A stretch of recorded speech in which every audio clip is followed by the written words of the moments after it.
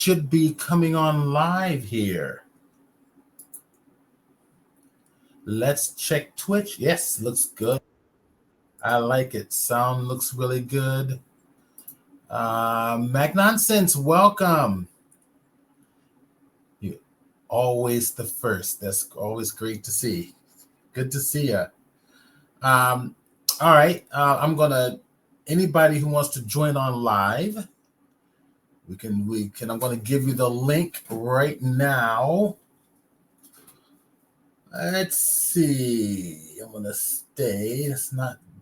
Let's go get the link here. Okay.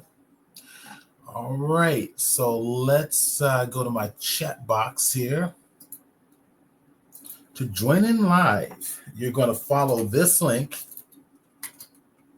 or I should say to share live, you will follow this link to join us. So anybody who wants to share live, there you are. There's the link. Good morning. Welcome. Share where you're from. Share what the weather is like in your area. Yeah, more people are jumping in now. Good morning. Good morning. Good morning. We are back to another Blender 3D and LightWave roundtable discussion. Or discussions, I should say. Mac Nelson says, hey, Steve, how's hanging there? We're hanging in there. Mr. David Glenn. Okay, did you see the link to join on live? So it should be right there in Twitch. I will give it to you again for your convenience in case you didn't see it coming on. There you are. And all right, we'll give a few more minutes for people to kind of come in. Share with us where you are from. Always like to know. And how is the weather in your area? We're gonna do I've got a fun tutorial today. We're gonna do like sticks of dynamite, and we're gonna light the fuse, and the fuse is going to emit sparks, and then it's slowly going to disappear as the sparks travel down the fuse. Good morning, good morning, good morning. More people jumping in. Share where you are from, what the weather's like in your area. You are welcome to the Blender 3D broadcast, as well as we also include LightWave. Our discussions hours. David Glenn just jumped on. He's still struggling to get his camera on. And I'm going to add you, David, to the stream. You are now live to the stream. Hello. And let's see. I don't hear your voice yet. Hello. There it is. Now I can hear your voice. Okay. Perfect. Good morning. How you doing? I'm here. You're here? I'm going to try to use a different speaker system. Let me go over to, let's see, what do I have here? It's not here. Oops. I will have to reboot to actually get to the speakers. For some reason, my Bluetooth's been acting up a little bit. It's like the signal is getting lost between the computer and the speakers. And they're not far from one another. They're only 5 feet away from each other. But they're coming through my body. I'm right in between them. Speakers are directly behind me, so. Oh. So I'm not quite sure what that is all about. Yeah. I didn't have much to show. I tried to come up with a CAD solution for Blender, and I came up short. So we're looking forward to that. What I have instead is what I've done is I'm going to do a what if scenario. Like, what if I wanted to take something from my case in point, right? like right. I don't know if you can see my screen, but well, I tell you what. Do you wanna share? I'll let you share what you're sharing first. And okay. My screen is shared. I'm gonna I just added your screen. Okay. All right. So chat with us. So we got David Glenn's here. Thank you, David. David's our vice president for the Blender user group, and he almost always has something to share. So take it away, David. Well, one of the things that I faced up to is, I have this. Let me bring it up here. I have this table. This is a table that I 3D printed. And as you can see, there are various 3D parts over here. This table is designed in a way that you can take strips of lumber and cut it by certain lengths, square, in a box cutter, using a miter saw, and be able to put together what you see here, which is, this happens to be the table I use to, I have a table in my bedroom, a TV in my bedroom, and I don't have a table for it. And for me, space is very limited. Like, I think that the footprint here is something like 1.2 feet. And so, like everything else that I have, I kind of like to keep examples handy. So when I go out and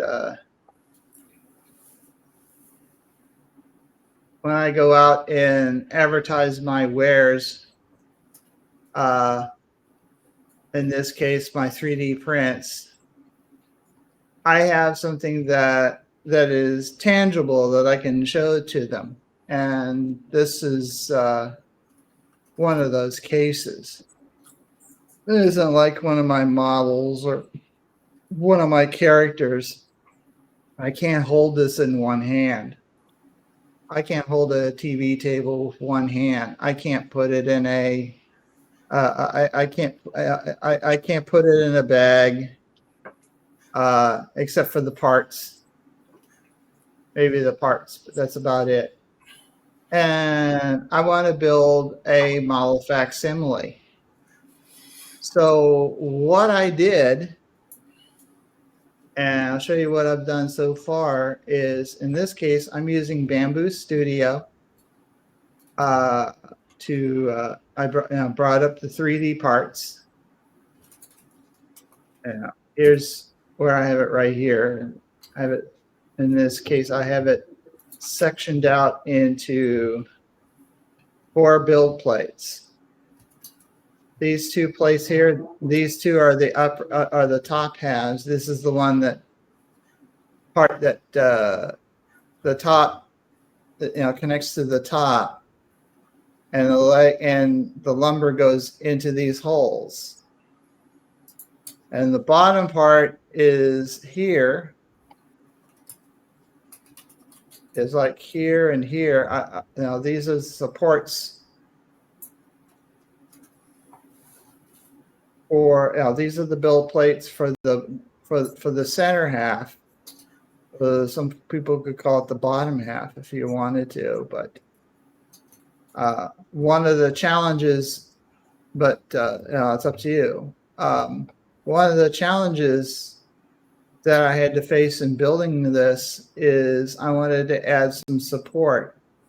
I wanted to add support. To do that, I had to angle the lumber to go forward by 7 degrees.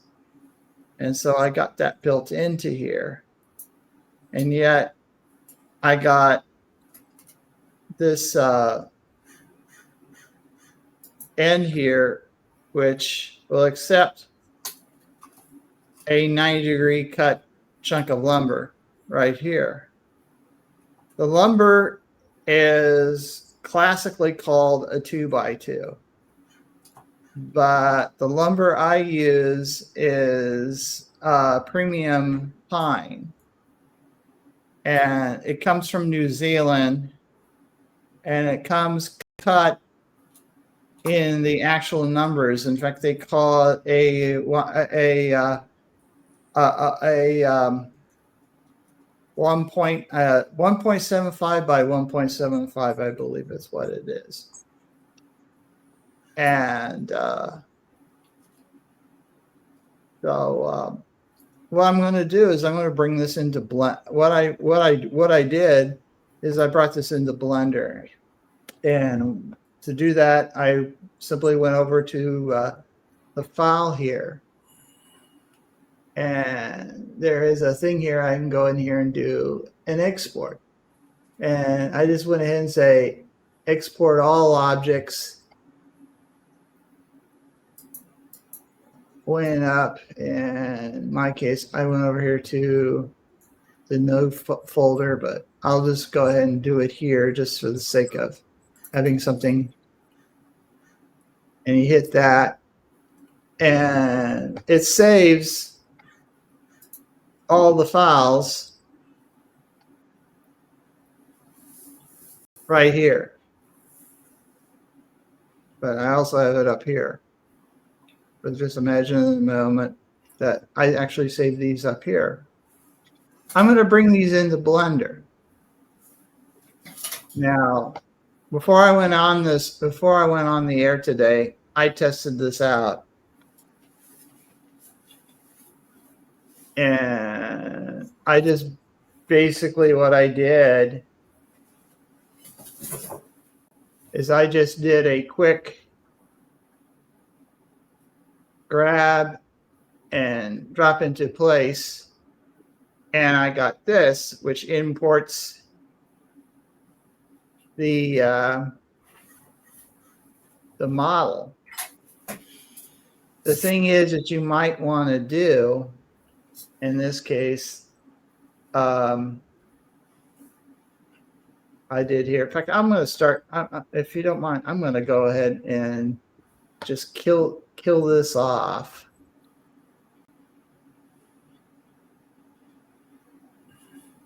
Start anew.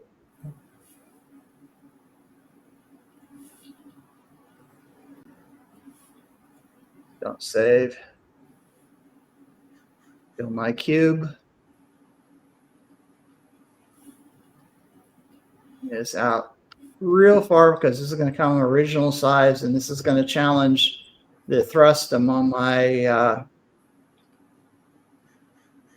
view window. And I'm just going to grab the first object, and I'm going to bring it here. And I'm going to try to do something that I didn't do in the last thing. I'm going to bring this scale down, because otherwise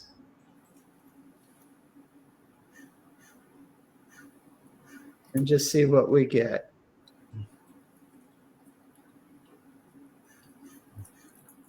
Zoom down. It's fairly good size. That I think will do.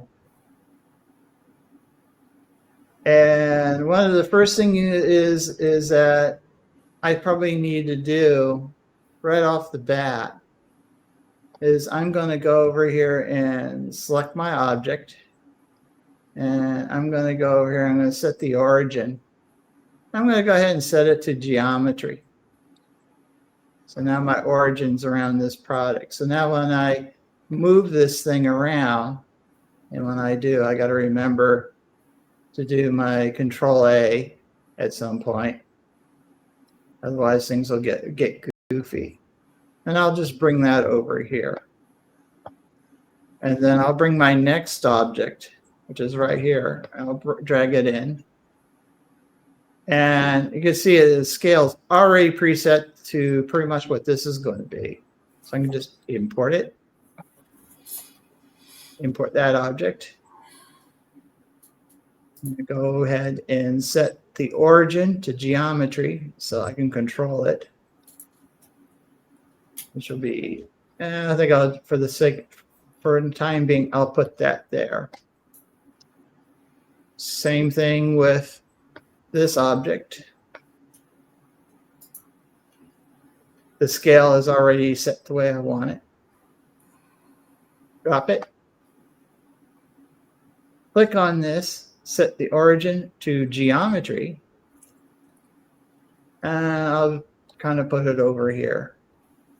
And at this time, I won't worry about what they where they go. I'm just laying this out because I'm going to have to flip some of these. Grab this object, bring it over. Bang. Set the origin to geometry.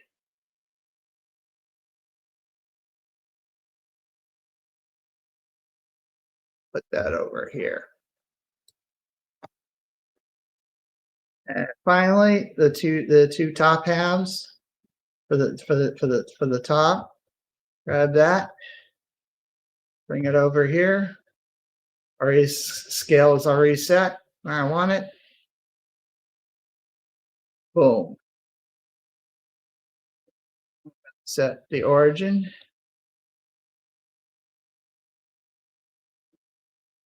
Put that roughly there. Grab the last half, the last of what we need here. Bring it over. Scale's already set. Import.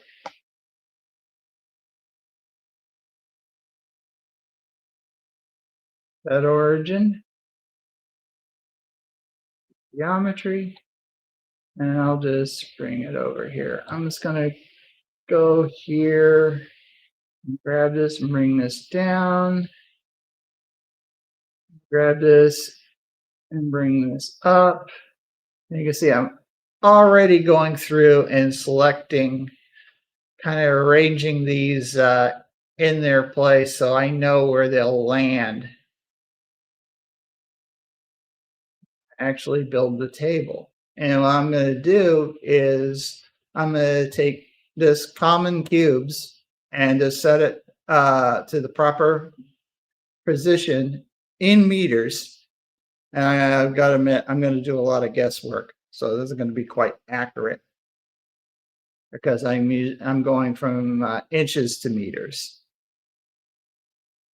And my conversion table for stuff like that isn't exactly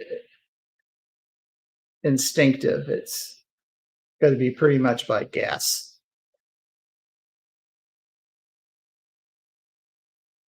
I think in the end it will work out. It'll set up a model, and hopefully what I'll have in the end is I'll have a 3D model of the object that I can photograph, that I can render, and it'll look nice, and I can show it to a client. It'll be kind of like the ideal setup. On screen, I could take it apart and put it together.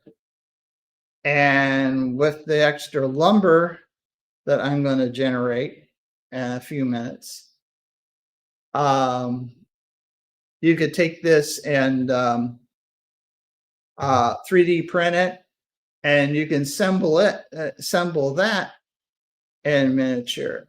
And the reason why you want to do that is if you're going to do furniture for a client, say I'm making a furniture for a client, and I'm trying to push this ideal off onto the client. I'm giving them, I could give them basically an unbuilt model of this, hand it to them. He could put the stuff together, assemble it, and he could kind of get the concept of what I'm trying to achieve using these pieces that I 3D printed. That's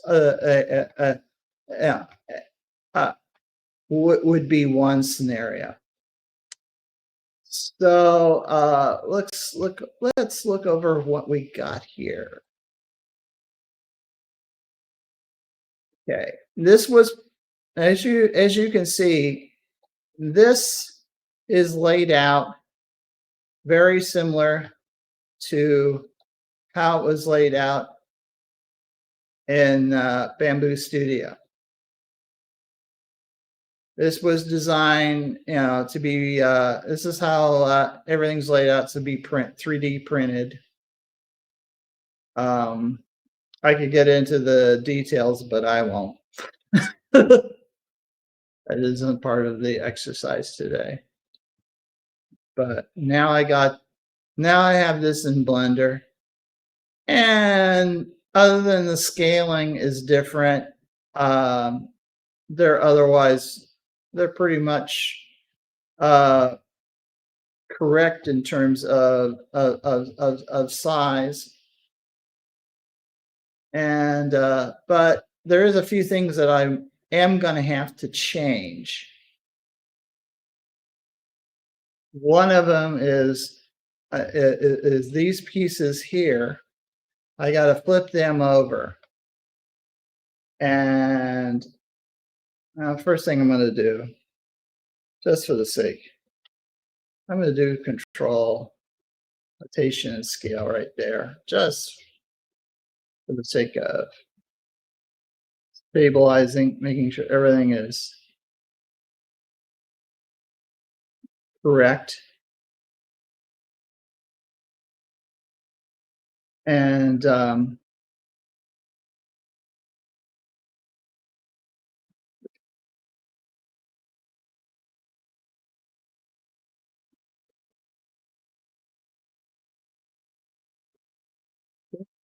there, everything's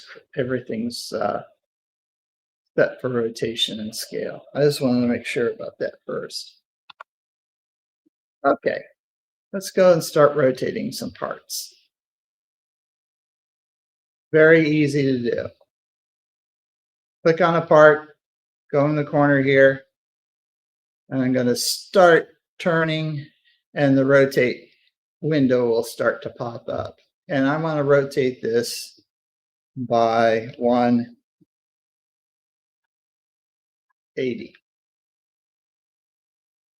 Done. Next part, kind of behind it.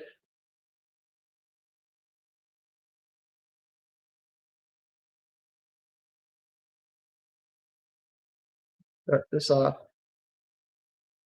And I'm going to rotate this by 180. And that's correct. Same thing here. This is supposed to be, this was printed in reverse. And so I'm going to grab this. 180.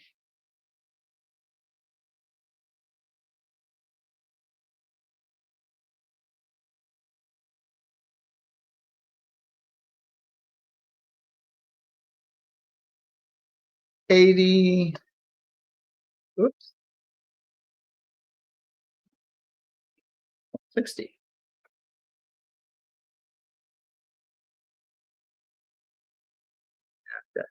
No, I'm fine. And while I'm at it, since this is also printed upside down and the holes, I got the holes in also upside down. I might as well rotate this as well.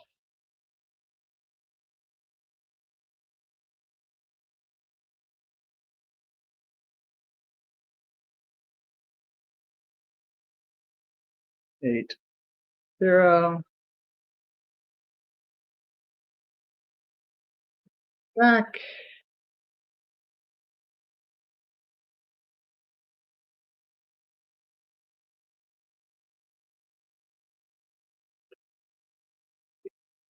Zero. And now we are all correct. I'm going to grab them all. Try to grab them all. Yeah. Control A. Get them all set. So when you look at the rotation and the scale, everything's correct. And to get out of that, so we have all our parts pretty much set. So what I'm going to do is I'm going to go back over into Z mode again. I'm going to take this part here into the move tool, and I'm going to put this over here for the time being. And bring this down.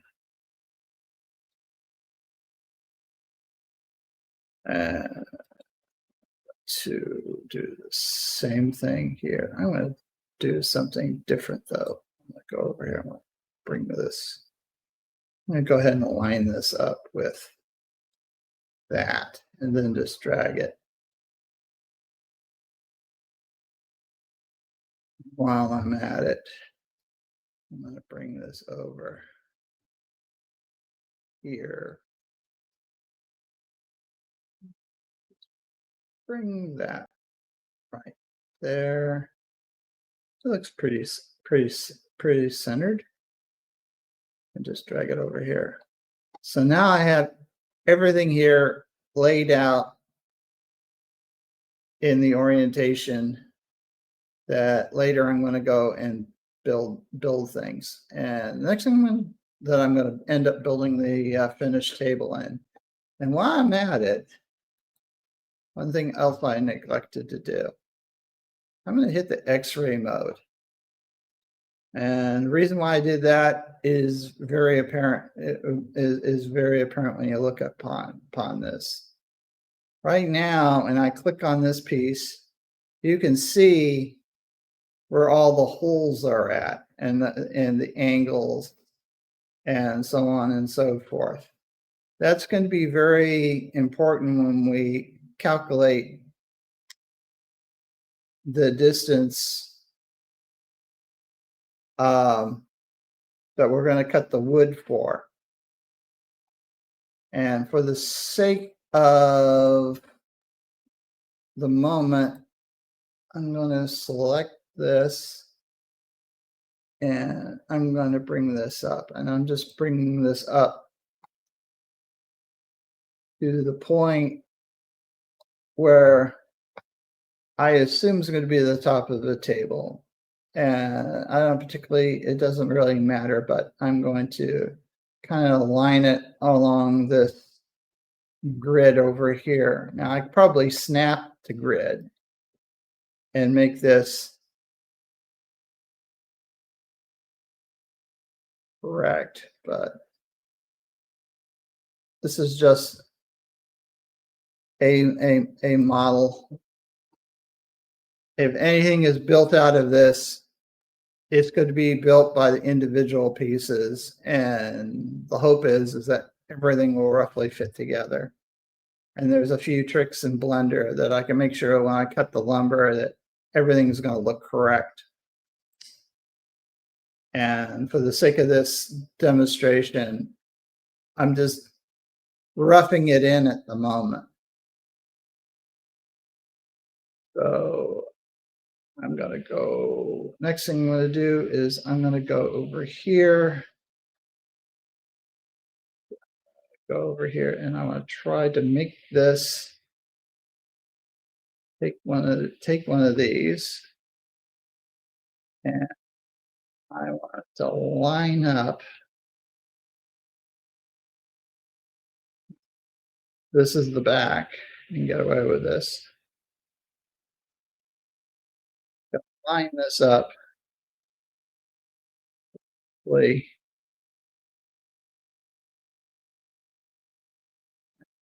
Go over here. I'm going to select this.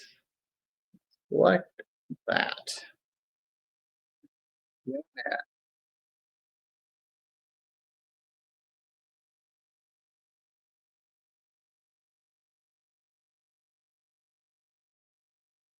bit off.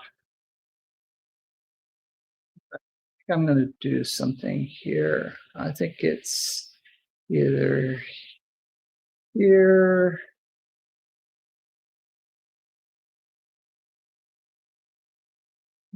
Where is it? Statistics. I'm looking for. There we go. Ooh, that's scary. Maybe I don't want to do that. But you see what I'm driving at here.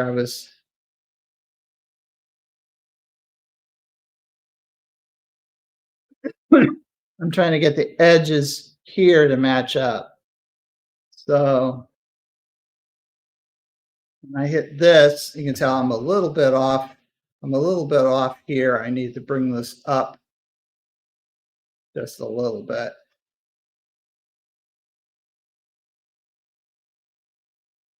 Like this piece here. Just got to bring this up just a tad.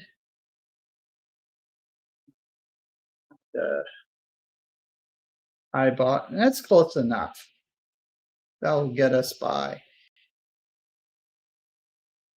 Now, this will be a little bit harder, I got to admit. This, I'm probably going to have to calculate this down the line. So wherever I place, this guy's mate over here, because this is like at a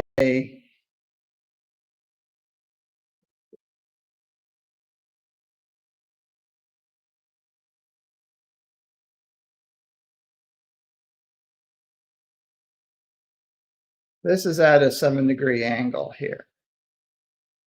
We're not going to know where to place this till I grab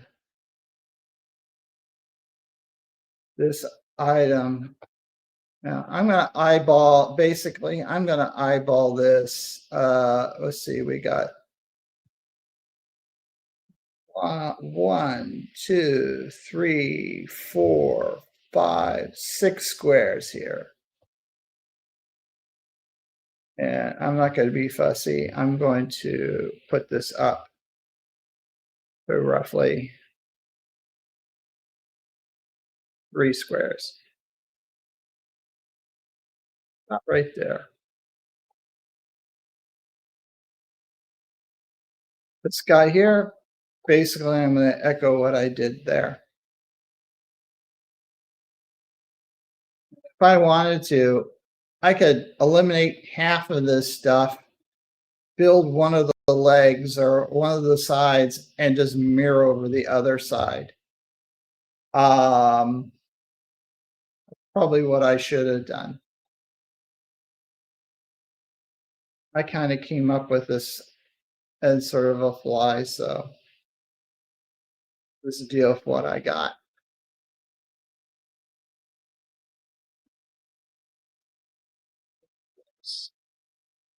So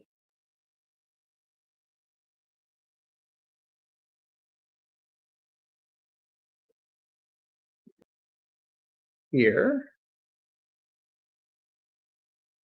everything is orthographic. I'm pretty much on a line with a piece of this here. I'm going to click them both. Control click. Take a look at it. I could tell right off the bat that this needs to go up just a tad.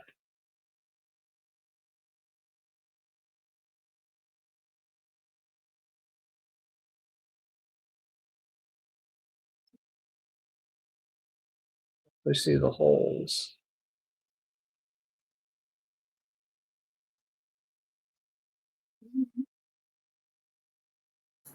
It's like all those little details you have to pay attention to. Yeah. So that's pretty much set. That's the easy part. Grab this.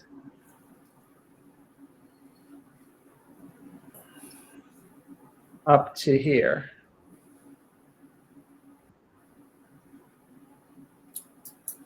All right, Kevin just joined us. Hello, Kevin. I just added you to the broadcast stream. And if you can hear us, I guess we're not hearing you yet. I can hear you. Yes, perfectly. I can hear you now. All right. So hang tight. We're gonna let David finish up, and we'll come back. All right. All right, David, take it away. Okay. So that's that.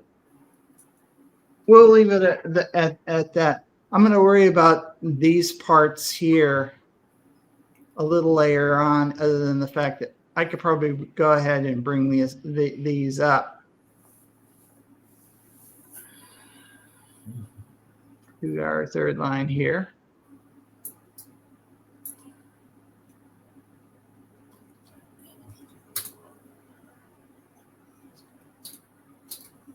And I'm not worried about, I'm kind of using the grid for scale, because in the end product, the user gets to set the height of the table and where the various, this is like a center shelf, and or the frame of a center shelf. And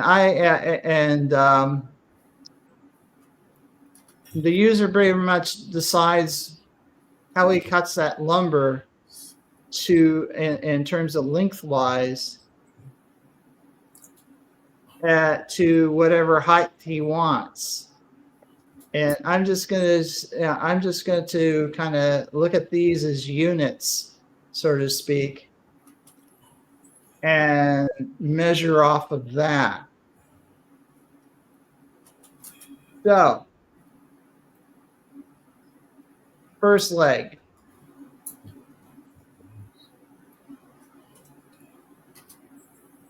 Over and do a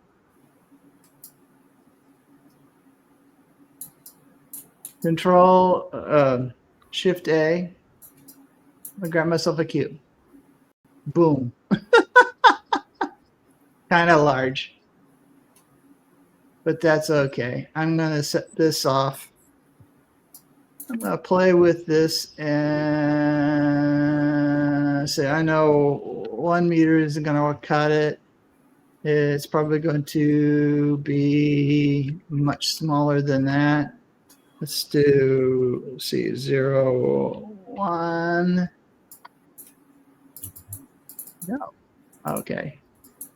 Not going to cooperate with me, since I'm dealing with meters, not millimeters. Now I'm getting close.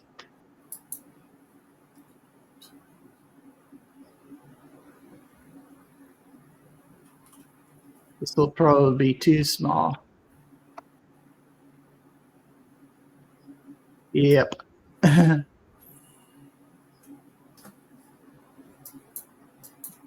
This.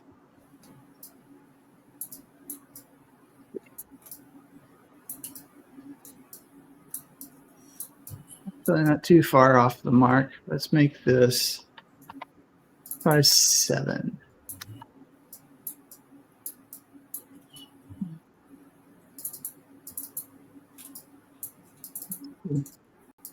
Here.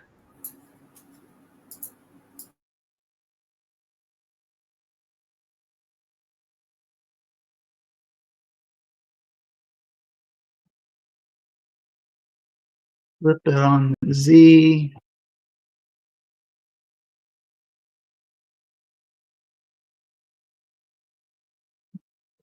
Here. Nice thing about X-ray mode is you can, well, even without that, yeah, it's a little difficult to see. Maybe if I went And now it's difficult to see that. Sticking to X-ray mode, you pretty much see through to the stuff that's beneath. Make it easier for me to scale this down. And I'm just going to guesstimate that's going to be close to here. And I'm going to bring this over. Center it on the center hole there. That's roughly where the center of the screw is basically on the dead center, so dead center this way. So I'm going to use that as a guide and just shrink this down. I think that's pretty good.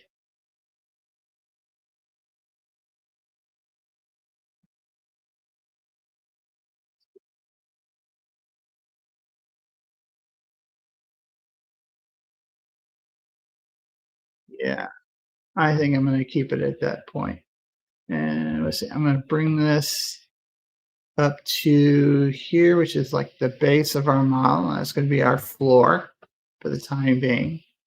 Go back to scale, and I'm going to bring this up.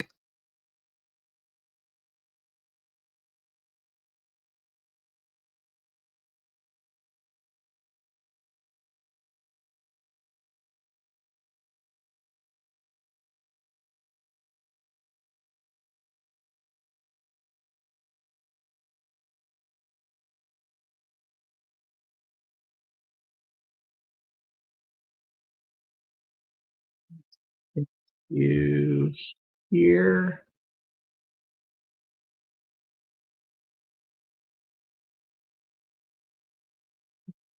Get close up of our model.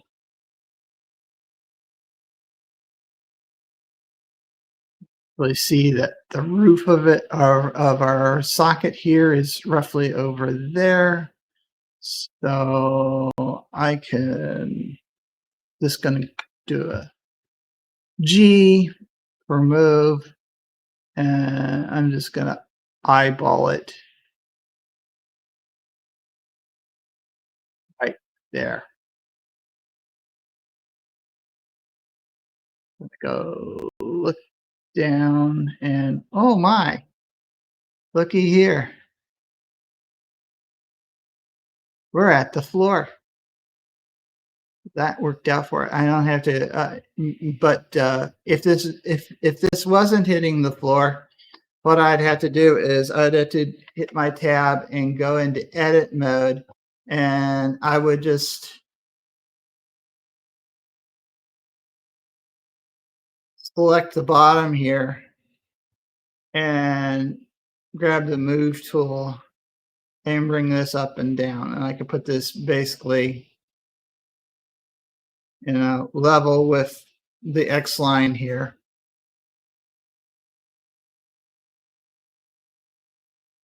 And that should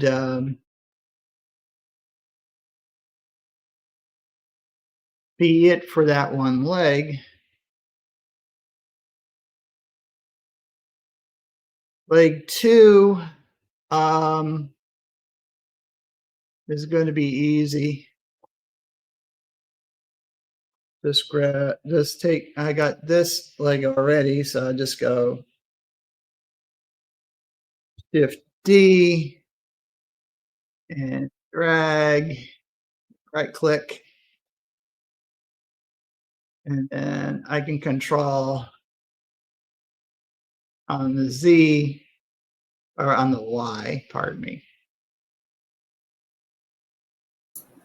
where it lines up here. And this might be, are they both going to be symmetrical, correct? Yeah. This might be an opportunity to use your instancing as opposed to duplication. Instancing. Well, duplication is your Shift D, right? Yeah. Well, instancing is Alt D. It duplicates it, but it maintains the same data. So if you change anything, the other one changes in conjunction. Not a bad idea. Just a thought.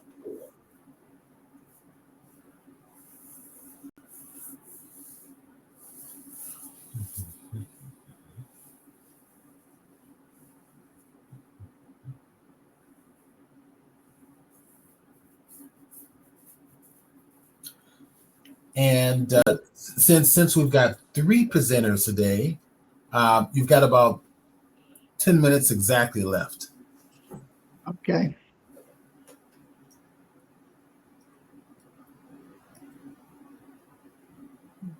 Get out of X-ray mode, see how this roughly is. I think this will be okay. And you can see I'm building this. And the beauty of all this, and I'm just going to grab one of this in the Y. I was going to grab this.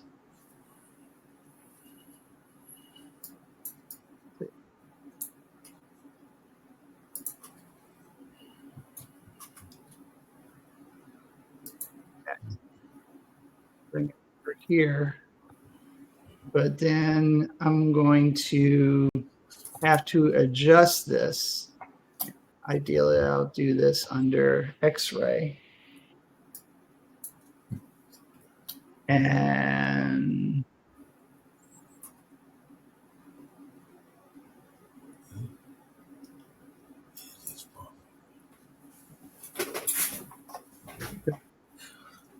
take this. And let's see. It's roughly 7. I forget what the figure is in my notes because I don't have my notes today. I'm too clean. But I'm going to say roughly, I think it was 7.89.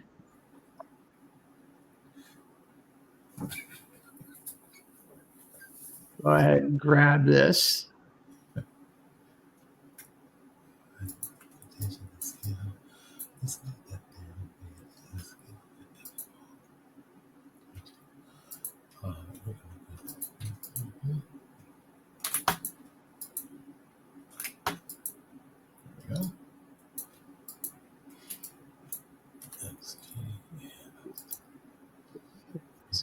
Got to make this up to the 2 holes over here. I can definitely see. And that's properly placed.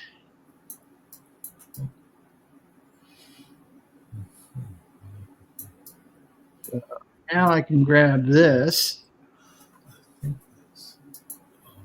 bring it over.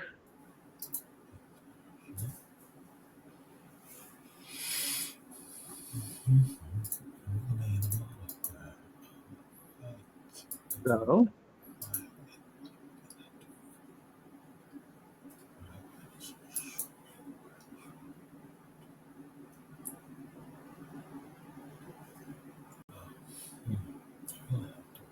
you can pretty much gauge how this is going to line up. And I won't create the small pieces over here, but I will point out that this leg here is going to be fairly out of balance. And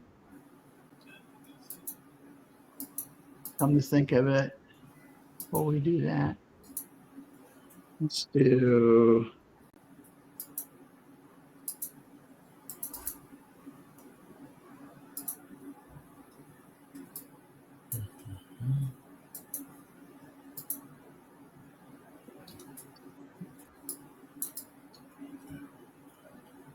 okay. Good.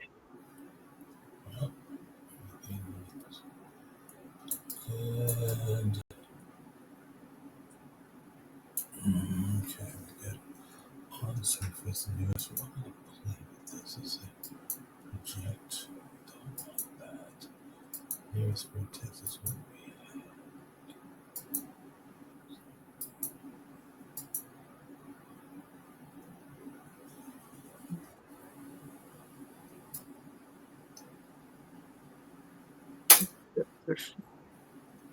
Those are pretty much.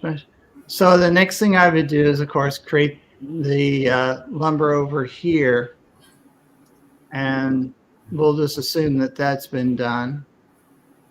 Short on time,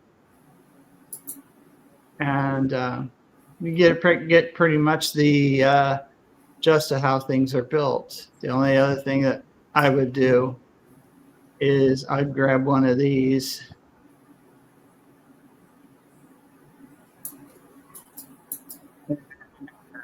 Going back into edit mode, and I would see.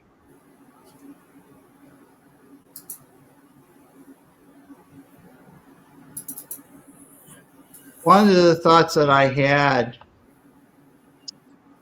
is, let's see, I'm going to put this into global. Let's see, I'm pretty much down on this end here.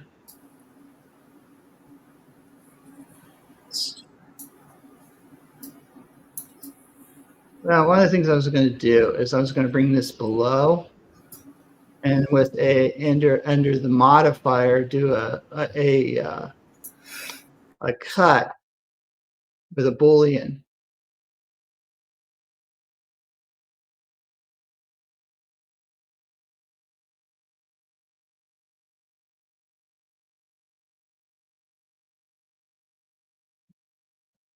This, delete it.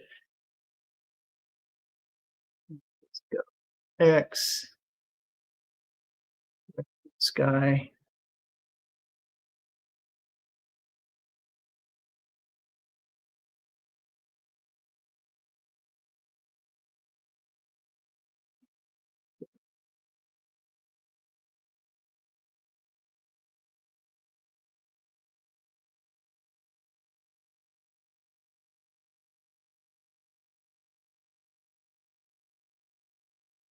And you get the gist of what I'm doing here.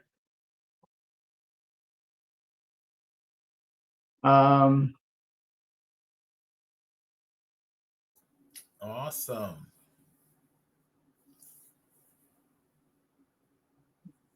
The other thing I had to do is create the beams from here to here and from here to here. And it's basically the same principle is the same.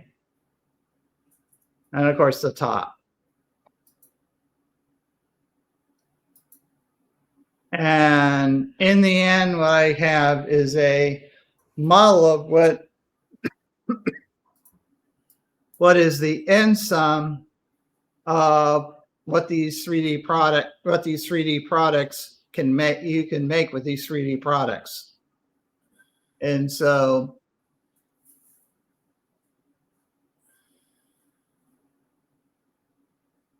there is your, there is the outline of the table. And but the only thing that I could have done, probably or should have done, that was different, is I didn't need to bring in all of these things. I just bring in one from one side, and just mirror it across over here,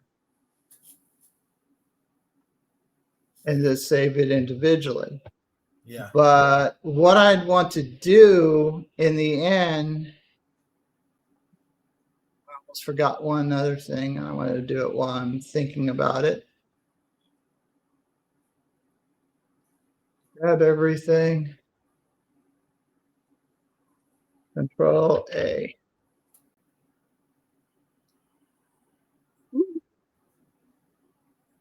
Something interesting. Because you have an instance.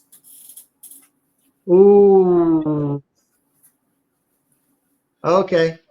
So yeah, I wouldn't worry about. I mean, if you're gonna print this out, it'll automatically save all your modifiers anyway. It'll build it into the STL file. Yeah, my only question is, Steve, since I went and did an instance on everything, Right click. You want to make everything real. You right click on it. What is it? Right click, convert to mesh. Right click, convert to mesh. There. Okay. And you're good to go.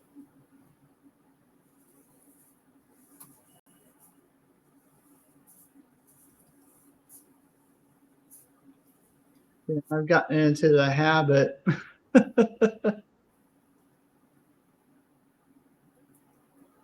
That's why I was kind of confused about the instance. Yeah, there's another one. Make instance real. If you select it, select everything. And I think it's F3 on your keyboard. Select everything, A key. Or hit the A key, and hit your F3 on your keyboard. It'll bring up a search menu. Type in make instance real. Type it in. Make instance real. It should pop up to the top of the menu. Make instances real. There, that should have done it. There you go. Yeah, that should have done it. And that's about it. All right. Hey, man, thank you. So that was fun. Kind of a little bit of some furniture work in Blender. Kevin, you're up next. Are you there? Yep, I'm here. Yeah, we can't. There you are. Okay, cool. So I'm going to go ahead and share your screen, and I'm going to and David, stop sharing yours. For some reason, StreamYard has changed in that it requires people to stop sharing before somebody else share now. They didn't do that. Yeah, I should be stop sharing. Right, you're done. We're just waiting for Kevin to share. Okay. And Kevin is just about there. There we go. It just added Kevin to the stage, and we've got Blender up there. All so right. as we all been okay, so this is what's going to happen. We'll go. I'll give you 30 minutes, and we're going to do like a 15-minute break. Okay. I actually have like a bunch of, shorter things. That's a variety of things that I can do until we run out of time. So, all right. So I'm on. Everyone can hear me? Yep. Okay. Last week I was on for the first time, and I showed a bunch of different things. And some of the things were oh boy. I had an Audrey animation that I showed. I don't want to hear this. Hey, brother. What? I'm sorry, what was that? I was hearing the never mind. Please continue. The last so the Audrey character that I made has these little tentacles on it, or weeds. I don't know what those are. Branches? Yeah, not the leaves, but the vines, I guess. The vines that are kind of moving around. And those were actually really simple to animate. And I'm going to show you real quick how I set that up. I'm going to show it on a shorter bone chain than what I have here, because it takes a little longer to set up when you've got 30 or 40 small bones in a vine versus a few. So so let me just jump back into Blender, get rid of our default cube, add a single bone. I'll go to front view and edit mode. I'll hit E to extrude, and I'm holding control down so I can do some snapping. And I'll just hit E to extrude and Shift R a couple times. I'll just do 5 bones here. And I'll do one smaller bone because I'll show you why that's needed. Okay. I'm going to go into my object data properties here under the viewport display, it helps to show the names. So click on names when setting this up. Okay, so now if I go into, if I control tab into pose mode up here, I'll add some bone constraints. So I'm going to go to my first bone here that I want the constraint to, and it's called damped track. And in order to set this up, it has to point to an armature, which is itself. I don't know why I can't just know that it's the only armature, but so the way it works is this bone needs to point to the next bone to have its effectiveness. It kind of works on a lag system. So bone 1, this one's called bone 4. So now if I add another damped track to this bone, you have to set up the armature again. So bone 4 needs to select bone 5. 5 needs the damp track setup. 5 goes to 6. And 6, damp track, armature, goes to 7. So now, if I hit R, you can see that something weird is happening. So it's working. But you have to set the influence. And I'm going to drop this down to, like, I don't know, 0.7 for each one of these. 0.7, 0.7, and 0.7. Okay, so now when I rotate this bottom guy, you can use this for tails, for fish, you know, tentacles, you know, anything that needs to. And the cool thing is I'm just animating the bottom bone and the rest are going along for the ride. It's really just a lag type effect that it's creating. It's like a little happy puppy dog. Exactly. A little puppy tail. Oops. Get back to there. Hold on. So, okay. Now, some of the times, like, so that's how I was doing the Audrey tentacles on this guy, and even on dinosaurs, you know, that's how I'm doing these tails on this guy. But sometimes, let's see, sometimes you have a situation. Let me show you this one real quick. The hose mechanism that's hanging off the front of this dude, that one isn't done this way because I needed it to dangle and collide with his body and basically use gravity so it's always kind of facing down. So that is not done with a damped track. I'll show you real quick what I used to do that one. So I'm just going to go through and delete all these damp tracks off of here.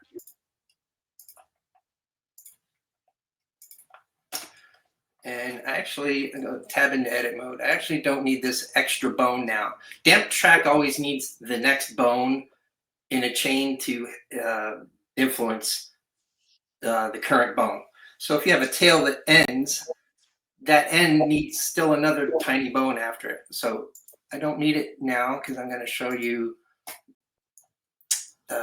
a different method here. So this is an add-on called Bone Dynamics Free. I'm using the free version, so it's coming up as, I don't know if it's called Bone Dynamics Free or just because I haven't paid for it, I'm using the free version, but it's called Bone Dynamics, and I think I got it off of GitHub or the Blender Market.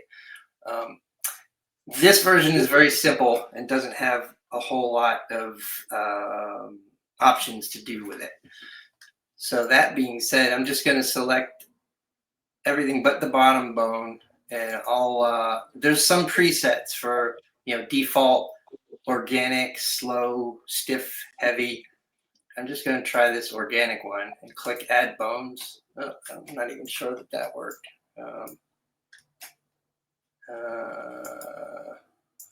It is flaky, I'll give it that. Let's select these guys. I'll use the default. Oh no, it's gonna make a fool out of me. All right.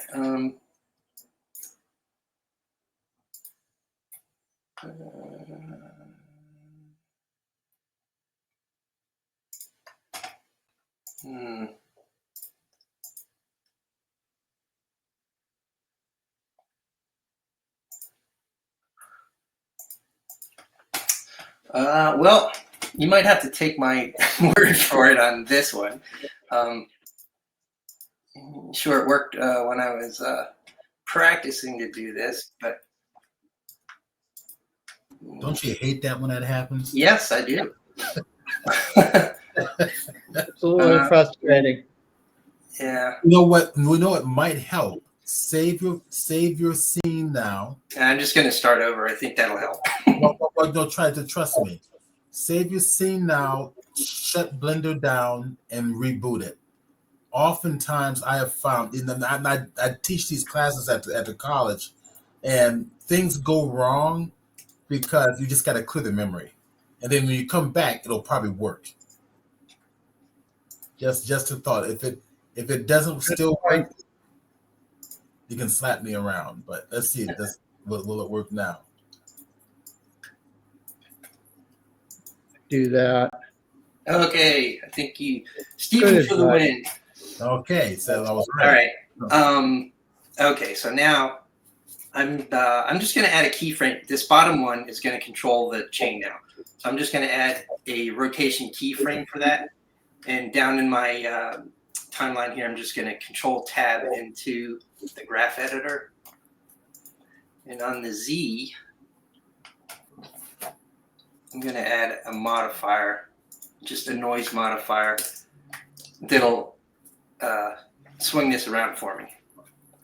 So the biggest thing that's different about this than the damped track is, let me just go back to 0 here, Shift A.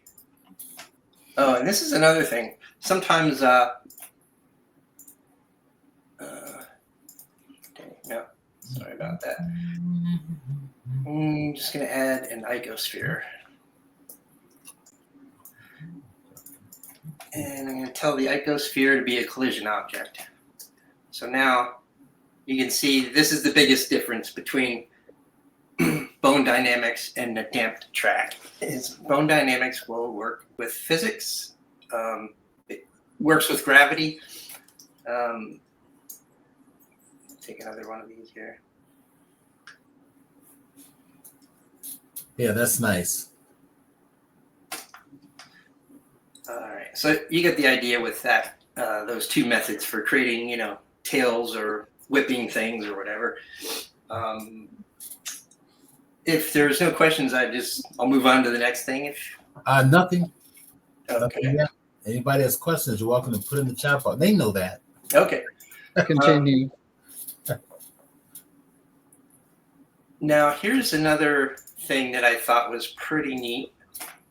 Now, I'm on an older version of Blender for various reasons, but the new version of Blender added something called, I forget what it's called. It's an edge modifier. That if you move two objects close to each other and they're like intersecting, Blender using this new option will kind of create the illusion of a blend between those two objects. Right. But it's only a trick. It's a shader trick. It doesn't actually create a, what do you call it, like a connection that's curved. So what I'm going to show you here is a method that will still work in the new Blender.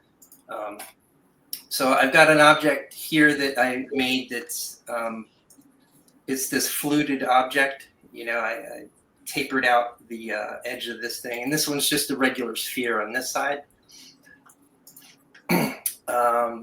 And I've got the other thing about this object here is if I go into weight paint mode, what I did was I selected each loop of points and I created a vertex map.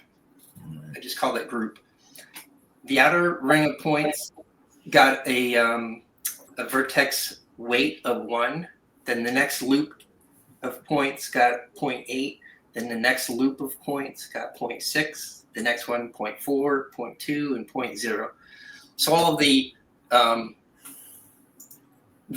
different loops of points have receding values of weight.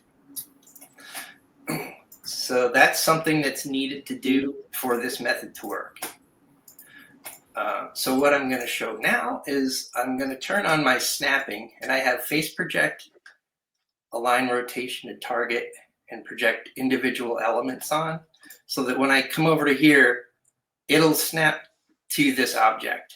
So if I wanted to move it around, it's snapping. The thing it's not doing is it's still flat here, and I would like it to conform to the curvature of this cylinder. So one thing I can do is, under the modifiers, I'm going to add a shrink wrap modifier, and I'll use the cylinder as the point normals for it to look at. And of course, the entire object gets squished onto the cylinder, but I only want it to affect that vertex group, which is that little collar at the end there. So if I click there, select the vertex group, now from the top view, it's curved the object to the cylinder. But to Blender, these are two separate objects. Even though they're sharing the same shader, they have the exact same material applied to each other, Blender still sees them as two separate objects, so it's not blending the materials into each other.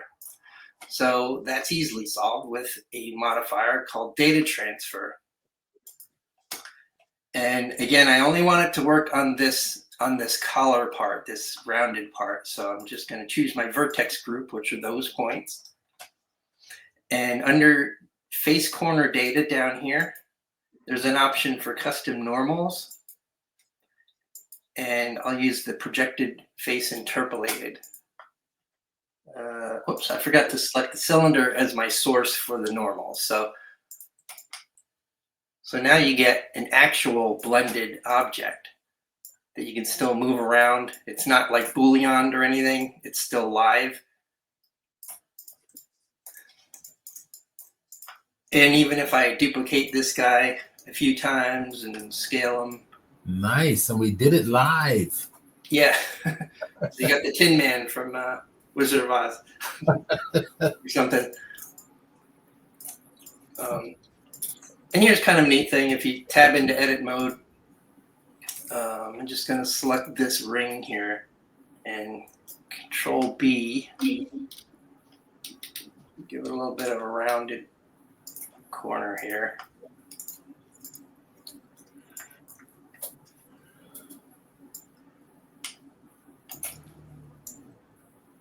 And it's not perfect, but it's still,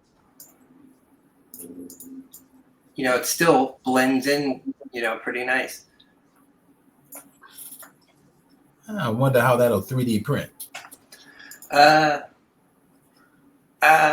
Probably won't. Yeah, even if I froze all this in place, I don't think it's going to be manifold. You probably still have to go in and fix stuff,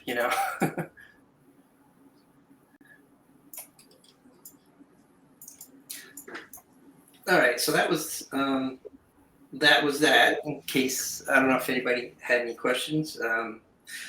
If not, I'll move on to another one. Ace Hoffman says that's pretty awesome. Yeah, it's a pretty neat trick. Yeah, it's fantastic. All right, so I'm gonna go to a new scene here. I'm going to show you the ocean modifier, in case anybody has or hasn't used that yet. It's a modifier, and you can have any object in your scene. Some people think you have to delete and add a subdivided sphere, a subdivided plane, but you don't have to. It just overrides when you add it. So I'm just using our default cube. Go over to the physics and add the ocean modifier. So we got an ocean. I am going to rename it ocean, just for my own clarification. Now I'm just going to put the ocean in motion, shall we say. So I'll hit a keyframe for time. I'll do another keyframe at the end here. Hit T, linear. Okay, now I'm just going to change the scale a little bit just to make it a little more oceany looking. Okay, now let's say I wanted to float something on the surface of this water while it's doing its thing. Here's how I would do it. I'm going to Shift A and add a plane. Just going to go in, tab into edit mode, right click and subdivide this guy. I'll just do it 10 times.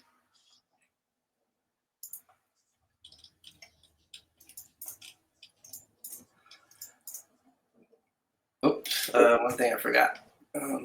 Tab into edit mode, select all those points. And I'm going to create a vertex group and assign these.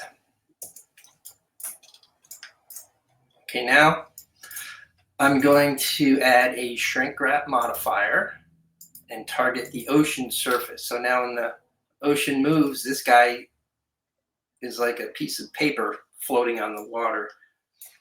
And that is going to help the object that I'll add. So I'm just going to Shift A and add a cube. This will be the thing that's going to float. So I'm going to just make it a little tinier just so you can see the other object underneath there. I'll apply that scale. Okay, so now with the cube selected, I will add what am I doing? Adding an object constraint. I'll do a copy location. I'm going to copy it from that plane object that it's sitting over. And I'm going to select the vertex group. Now what's happening is all the points in that subdivided plane are basically being averaged. All the math, they're all at slightly different heights. So the copy location is just averaging all that and creating the up and down motion. So now also I can use a copy rotation so that I can have it kind of sort of bobbing around.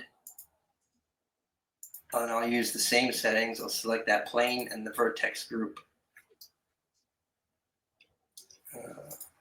Now, if I want to move the cube around, I would move the plane.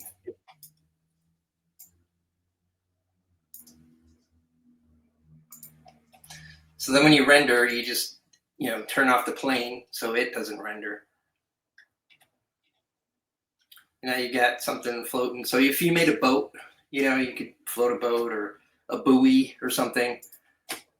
If you want the floating object to have a little bit of an offset, let's say I wanted to be floating a little bit higher out of the water, you could use the offset for the copy rotation.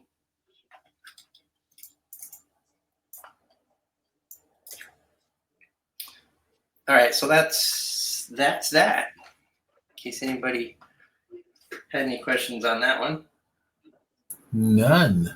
All right, let's see.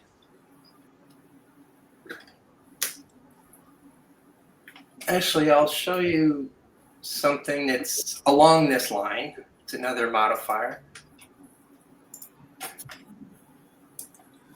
This one I will start with a subdivided plane.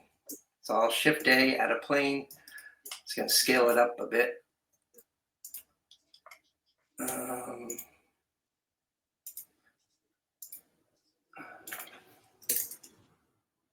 do 100 this time.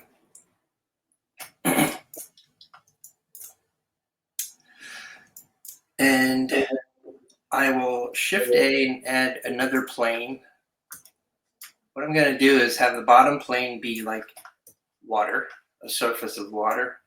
And this plane will just be used as a particle emitter. So the first thing I want to do is select my bottom subdivided plane. Go into the add modifier. and we're going to use dynamic paint. Now, it has some options. One of them is painting, which I haven't really used much at all, but it has other things that it can do, which is what I'm going to show you right now. So the object that they call it a canvas. So this first object is the canvas. It's the thing that's going to receive the effect. So I'm going to select my object, have this set to canvas, and say add canvas. And these surface types are the different things that the dynamic paint modifier can do. Now I want to set this to waves. Now this one up here, I'm going to add dynamic paint to, but this will be the brush. This will be the thing that's going to make the other thing appear to do something. So I'm going to add a brush to this one. And the source under this will be a particle system. Now I haven't applied a particle system yet. So first I'll jump over and apply particles. I'll just drop this down to like 100. Okay, back to dynamic paint. So for this, the source, I want it to look at the particle system attached to that object. And you have to select the name of the particle system, which is the only one there. And on this guy, I'm just going to right click and shade smooth. So if I hit spacebar,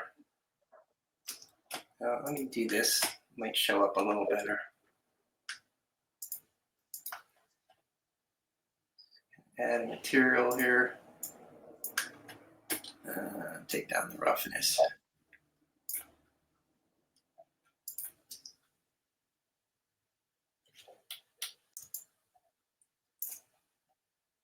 And it's actually deforming. It's not just, you know, bump map or something like that. Mm-hmm. So if I select this guy, go into its settings, you know, you can mess with some of the different settings, springiness.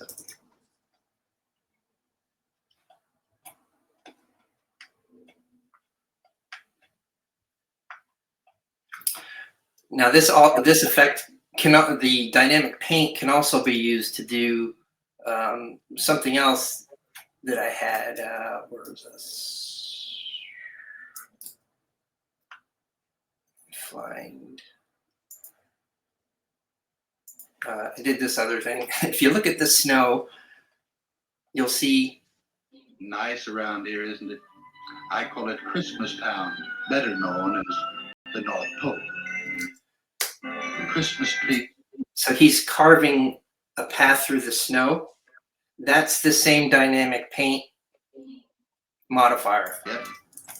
And if you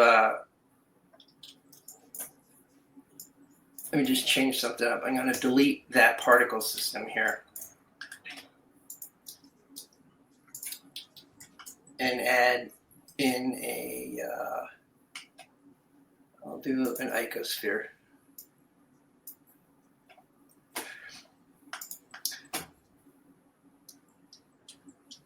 So instead of using waves, actually, I'll just show you if I use dynamic paint on that ball and tell the ball to be the brush.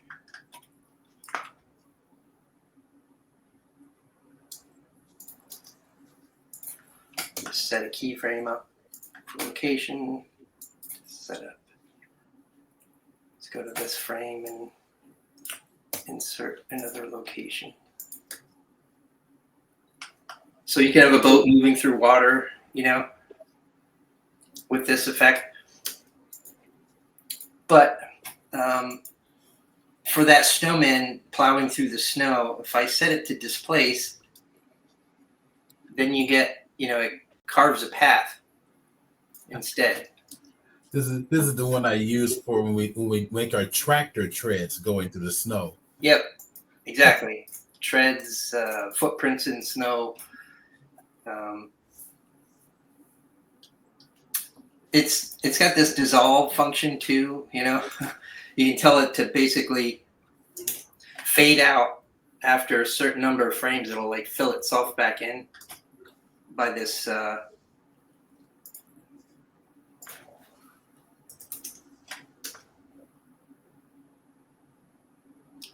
They'll take 120 frames to fill in. So if you're walking through, mud, it'll fill itself back in after a few seconds. So we're at that time, actually perfectly at that time. This is great stuff. I love these little tips and tricks. Yeah, too. Yeah. They're a lot of fun. Yeah, there's a lot of tips and tricks in Blender. I mean, a lot. Yeah, there's a lot of things that have been sitting there for years, and you never really tried them. Yeah, You're like, I wonder what that does. Yeah, just go experiment a little bit. Yep. So let's do a 15-minute break. I'm going to start sharing my screen. And let's see, share my screen and share my entire screen. I'm going to share that one there. Cool. All right. So everybody should be able to see this. Okay, let's do a 15-minute break, bathroom break, snack break, stretch your legs. And we'll come back, and then I've got a pretty cool little tutorial for you in Blender, modeling and animation in combination. All right, let's take a break. We'll come right back.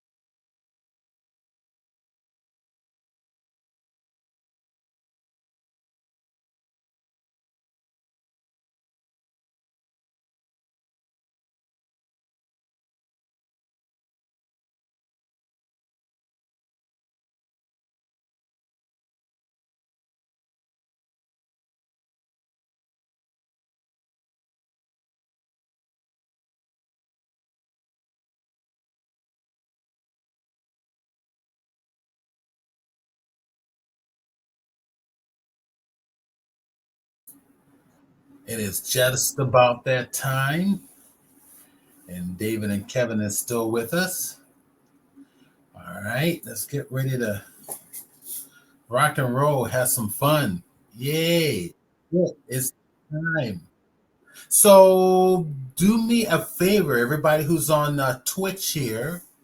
I'm going to give you the link to our site here at Twitch and send it to anybody who you think will enjoy the Blender broadcast. So there you are. I've put the actual address right into the chat box for your convenience. And let me see, is my screen not, for some reason, my picture is not showing. Let's see why. I don't know why. I don't have it. Oh, I'm in solo mode. All right. I don't know what that's supposed to mean, but maybe if I do this, well, that's still not working. So my little picture isn't showing up, or my video's not showing up for some reason. Camera's working. That's the StreamYard issue. No big deal. You don't need to see me in person. And I'm going to go to full screen anyway. So yeah, it doesn't matter in the least. All right. We're going to make something pretty cool. All right. So let's see. Make sure everybody can hear me perfectly well. We're going to make a little dynamite, a little animation where we're going to actually have create a wick, a braided wick, and we're going to put. Let's see. I think I'm hearing somebody clicking in the background there. It must be David. So I'm going to mute his mic. There we go. All right. So, and you guys can unmute yourself. It's not me. No, it's not you. No, it isn't. It's actually Kevin. Got it. Okay, cool. So yeah, Kevin, you can unmute your mic anytime. Let's see. I think you guys should be able to unmute your mic anytime. Okay, cool. There we go. All right, very cool. All right, let's create something. We're gonna create a braided wick. We're gonna light it on fire. It's gonna light up and disappear as the fire particles start to get closer to the dynamite. And we're also going to make the dynamite sticks. So let's get started here. I'm going to start from scratch here. I'm going to save this one just in case I need it. So I'm going to put in Dynamite 003 because I was playing around with a couple other ones before class this time. And let's start a fresh screen. So new, general. We're going to do this proportionally. So let's bring in I'm bringing a couple of things. We're going to start with a cylinder. And let's go over here and grab that little cylinder. And it's really, really, really, really tiny. Let me kind of zoom in close to it. I'm going to go to my front face view, hit the number 1 key on the numeric side, and I'm going to come over here. Right on the left-hand side, you're going to see a measure icon. I want to measure this thing. So I want to draw from the top. This is about almost 2 meters in height. I really want it to be less than that, or probably about a tenth of a meter, because it's just a stick of dynamite. I'm just guesstimating, say somewhere right about there. Okay. I suppose what I'll do is let me shift right click to bring the 3D cursor to right about there, the base. I'm gonna come right up here and tell it to use the 3D cursor as the orientation. And when I hit the S key, it'll just resize it down and I can match the height of my dimensions right there. Okay. All right. Okay. I think that'll work just fine.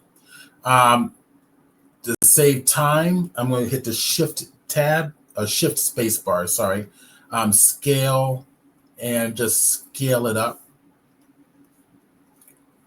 All right, we'll just scale up a little more, and that's going to be my stick of dynamite. Okay, and let me go to my front-facing view.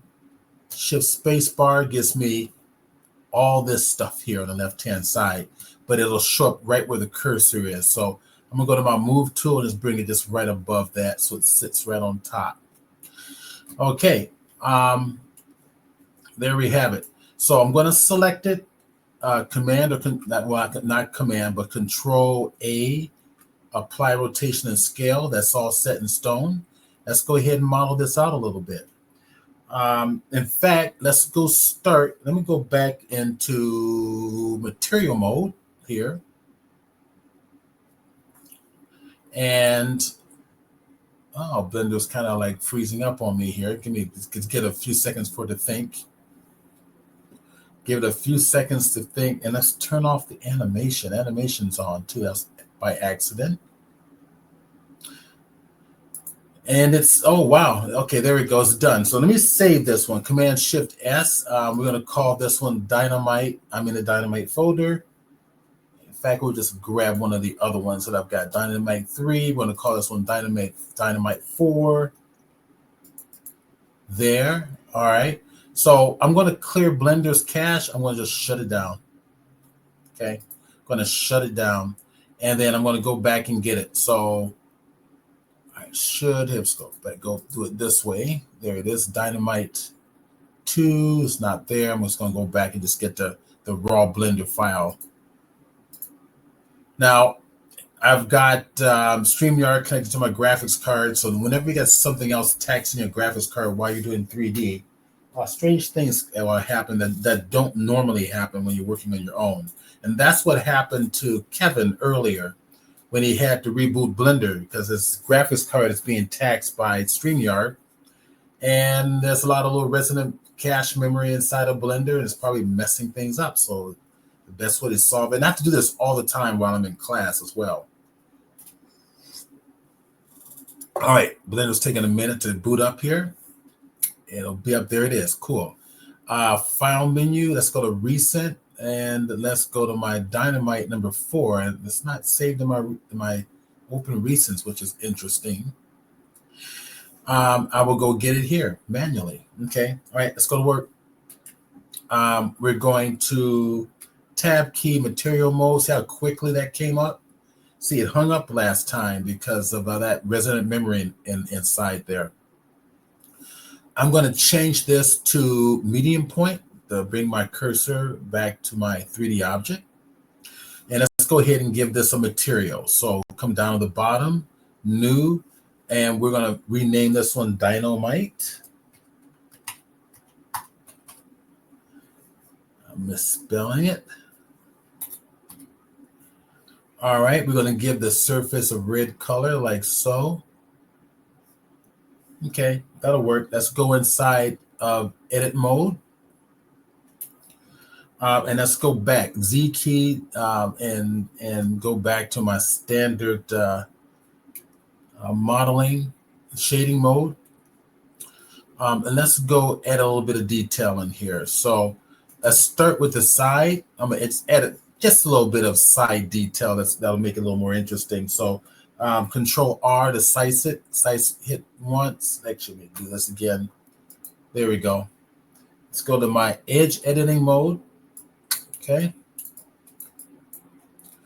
Grab this edge. I'm going to split this up. Let me go to my side orthographic view and Command or Control B for bevel. And we're going to bevel that like this. That's going to give me 2 slices from the top and bottom. Making sure I'm in slice editing mode. And I'm going to go Shift and double click the other slice. So both are completely selected. And we're going to add Control B. And I'm just going to get in close to one. I'm confident that the other one will be fine. Just want to look at one. So Control B and do this. Okay. And as you can see, both are done at the same time. And let's add a little bit of indentation in here. It's going to get in close to one. And I'm going to hit Alt E for extrude options, right? And I want to extrude this along the normals where I can push it in just slightly like that. Okay, cool. All right, that works. So both sides have been done. So I'm going to just bevel all these corners here. You're going to see why in just a little bit. I need something to control the edges when I add a subdivision surfaces. So hit the 2 key on my keyboard for my edge editing option. I'm going to grab the top. I'm going to grab that inside. I'm going to grab all my edges here. And I just want these edges. So I got the top. Good. Cool. Here, double click this. I'm going to come here, grab this here. Outside, inside. See if I can get the inside here. And the edge. All right. So what I'm going to do is just add a little bit of edge looping along all these surfaces. You're going to see why in just a moment. So Control B for bevel. It's a fast and shortcut way. Time is money. So I'm just going to just a little bit of a nudge like that. That's all I need. If you're getting close, you can see I've just added an edge loop around everything. Now I'm going to finish up my modeling here. I'm going to get the wick and the top portion. Grab that top face, hit this period key on my keyboard. I for inset, bring that on down. In, I should say. E for extrude. Oops, I didn't mean to do that. E for extrude, extrude it in right about in there. Okay. I'm going to hit I for inset again. That's going to be where the wick's going to go. Shift space bar to go to my move tool. E key. I did it again. E key. That's where the wick's going to come out right about there. Okay. And I'm going to do, actually, before I do this, let's pull this. I got to go back a couple of steps.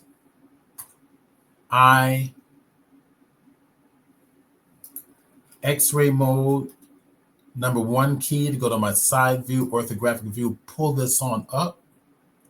So I'm going to round off kind of that surface there. And then Command R to put a slice in here. So the reason I'm doing that is to kind of create kind of a curve like so. And then when I hit my Control B for bevel, I'm going to hit the scroll wheel to give a little bit of a rounded shape. There we go. That's all I want. Now, I'm going to do one last thing. Let's go grab this front surface. E key, extrude it out. That's where the wick's going to come from.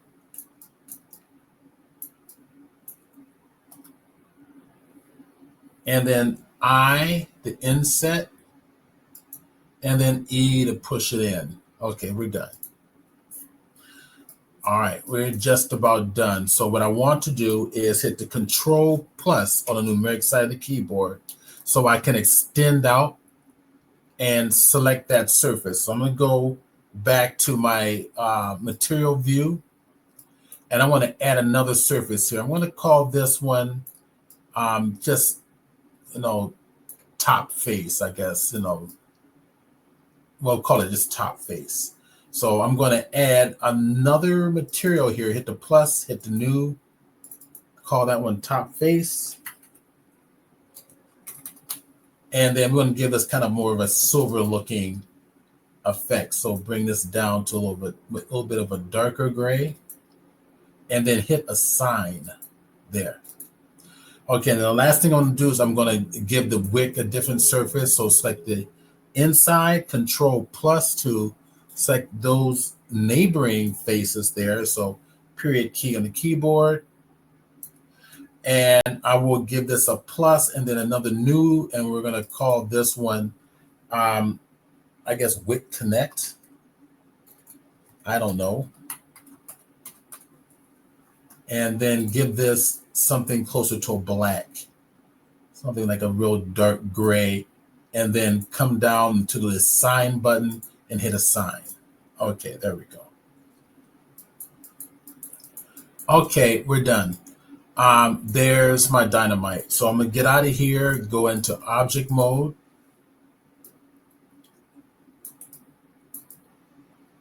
And I think what I'll do is instead of, now I could give it a subdivision surface to actually smooth this out, but it might be better to save resources.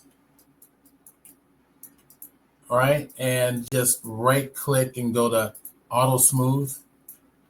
And I think that'll be just fine. That we will conserve a lot of memory. The subdivision surfaces will make it a lot more accurate, give you some nice little rounded edges. But for this tutorial, we'll save memory so we can work faster. Okay, so that's it. So the dynamite is done.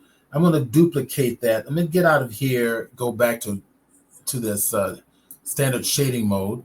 We're going to go to the top view. I guess we can go to the top view here. And what we're going to do is I'm going to add a few more of these in here. So I'm going to use my instancing technique. So it's going to be an Alt D instead of a Shift D, and then I'm going to hit the Y key on the keyboard to kind of place it like so. I'm going to do it again, Alt D, and hit Y key, and then that's going to, I guess I could have did the repeat command, the Command R. Let me go to my top view and take a look at it. That's fine. I can grab this one here and move it a little closer if I want. Cool. All right, I'm going to select these here and just two of them. And I'm going to do an Alt D on these as well. And then an X key, move it to the side. And then I will just go on and move it right in between the two and then nudge it into place like so. Give it a little more nudge like that. That's better. Push it in. Okay, that works. And then Alt D again, and then X key to restrict it to the X axis and just kind of pull it together like that. All right. So I've got instances, right? And that means that they all share the data from one, they all share the exact same data. So if I come in to any of these, as you all probably already know, and I decide to say, let's do a Control R to slice it, and then I decide to modify any of them, they're all going to be modified equally, which I don't want to do, but I'm all done with the modeling part anyway. All right, so if I'm going to hit Control S, save it. And let's go take a look at this in material mode. Okay, it looks good. All right, that looks pretty good. All right, let's go do the wick. Wick's going to be easy. So let's put the wick right here. Let's do something else first. Let's merge all these together as one piece. So I'm going to go select them all. Let's go back into this view here. And we'll just select that middle one, shift, select the middle. Well, it doesn't really matter. That one on the outside is a nice bright orange. That'll work just as well. Control J, and that merges them all into one. They were individual. If you look over here in your 3D outliner, they were individual dynamite pieces before, and now they're all one. So if I turn the monitor on and off, there, Control S. All right, let's go get our wick. Shift A, we want a curve. Select it, Bezier curve. Nice big curve. That's perfect. I like that size there. I'm going to bring it on up manually. I'm going to rotate it on the y-axis. So R, Y, let's say 90 degrees. Yep, that works. And we're going to just place that. I'm going to manually, I'm going to eye it here. Oops, moving too many things around. I'm going to just get it approximately right in there. Yeah, okay. All right, so once that's positioned, I'm going to modify it a little bit more. So go to edit mode. And these are just like the Bezier curves in Photoshop. I'm going to go to my front face. I'm going to go to the side view there. In fact, I want to rotate this other way. So I'm going to select all. And I am going to just rotate this on the Z-axis 180 degrees. That's all. I just like to I want to pull over to the right here. If I come up here to the top, you see this little blue highlight. Or if I come over here to Shift Spacebar, I got the select box. Let's see what else. I should have it in here. I don't see it. Very interesting. Okay. So I'm going to come back over here and I want to tweak. So that way I can select anything and automatically move it. All right. Select the handle and automatically move it. It's just like Bezier curves in Photoshop. And I'm going to just give it a little bit of a shape like this. Let's go grab that handle. I can go to the bottom. I can grab this handle and pull it up like so. We'll go with something like that for now. And we could, I suppose we could pull this over to the side like this. There we go. We got a little bit, put it in 3 dimensions there. And go there. And I'm going to reset my orientation. So just right click, set origin to geometry. And it puts it right back down in the center of my transformed object. So there's my wick. Now, you can see that it's segmented here. So I'm going to increase my resolution a little bit. And to do so, because it's a curve, we're going to go to the curves data right down here. So 2 points in the curve line. Select the curve data. Your resolution's at the very top, right? Right below your 2 buttons, right? So if I select it and just put in 60, and I watch the shape closely, put in 60 and hit enter, boom, smooths out. Okay, so we're done with the wick. I want 2 of these. You'll see why in just a moment. Well, I'll tell you why right now. One's going to be for your sparkling. It's going to be for your emitter. That's going to emit the glowing sparks as it travels down the wick and goes into the dynamite. And the other one is going to be for your rope. We're going to make rope. You're going to find it's going to be a very cool way to make rope. It's going to get you laughing when you actually see it. So let's duplicate this. So this one's called Bezier. I'm going to call this one, I'm going to give it a designation of curve so I can quickly track it visually. And then I'm going to put in dash, and so we'll make it all caps so it's easier to see. Curve dash guide. Okay, that's going to be the guide for the particle emitter. I'm going to duplicate it, and I'm not going to instance it. I want to duplicate it. I want to Shift D, so I want a completely separate object. Right click to set it right back so it's in registration with the other, because I need them to be in registration. And we're going to call this one curve wick, because that's going to be the braided wick. Okay, let's go to town. Let's just turn off the curve wick. All right, that's off so I don't accidentally select it.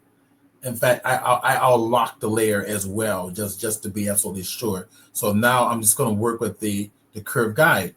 We're going to bring in a box, Shift A, mesh, go on and bring in a cube. Now, let me undo that, and I'll tell you why. It's important that the emitter share the same orientation as the curve.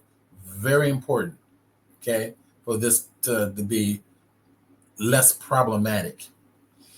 Okay, I'm going to do something. I'm going to hit the Control A and apply scale and rotation. Good, just to make sure everything's set in stone. Now I'm going to hit the Shift S, which is for my options, my pie menu for my 3D cursor options. Go to the bottom, cursor to selection. So now the 3D cursor shares the same orientation as the curve. That means anything that I bring in, like the cube, which is next, is going to share that same location as well. S key for scale, bring it on down. We'll bring it down like that size right about there. Command A, or Control A, not Command, but Control A, even on the Mac is Control spelled out. Rotation and scale there. Okay, now it's time to animate this along that curve guide.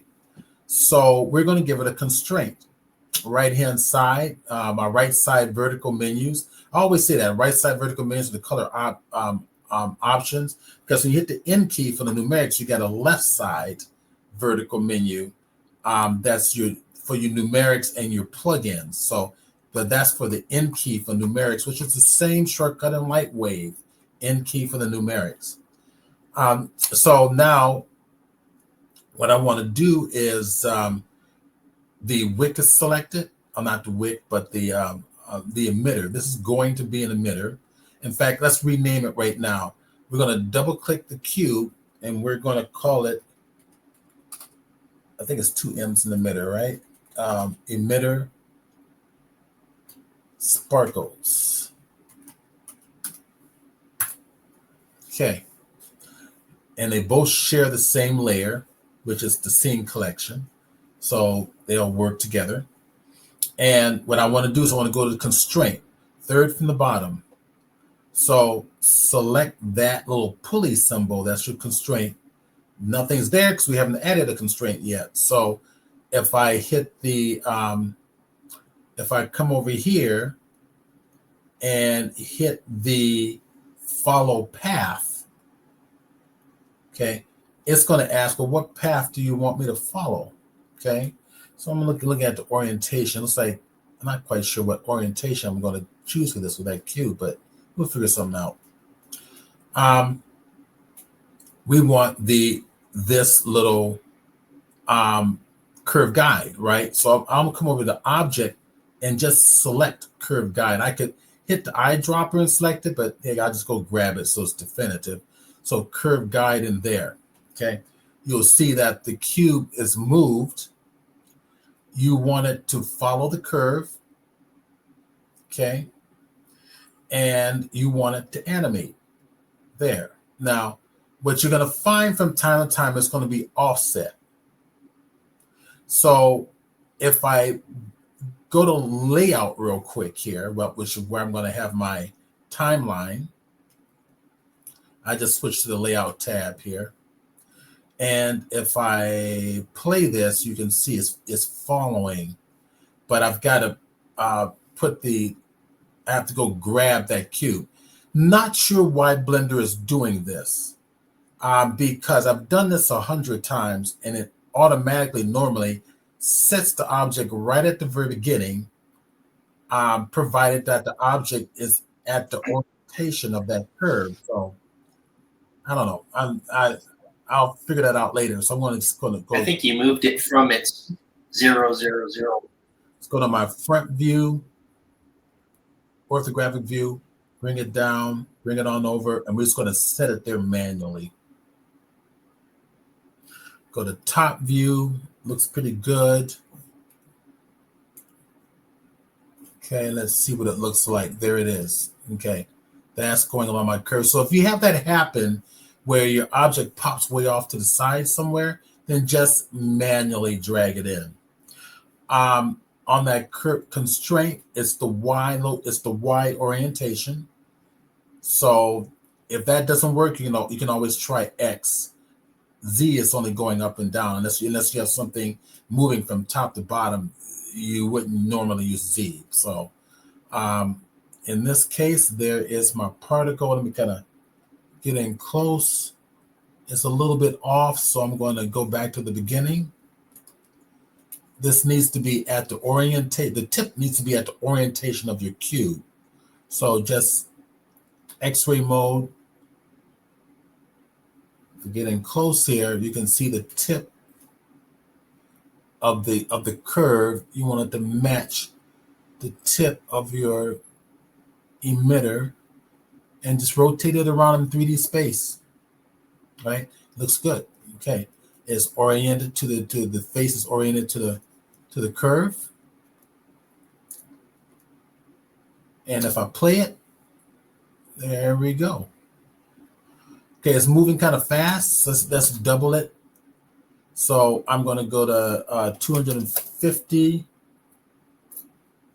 And I'm going to come over to the view option and say frame the view, frame that to view. Okay. Now, what determines it's still going to stop at 100, right? That's the default. It's still going to stop at 100. So you go over to your curve guide, go to your modifier, not your modifier, your data, your curve data, and it's under the path animation menu, and it's right there under frames. Now, by default, it's 100 frames. So we need to tell that path now to be 250 frames. So when we play, now it's going to go from 0 to, okay, Kevin. So Kevin made a comment.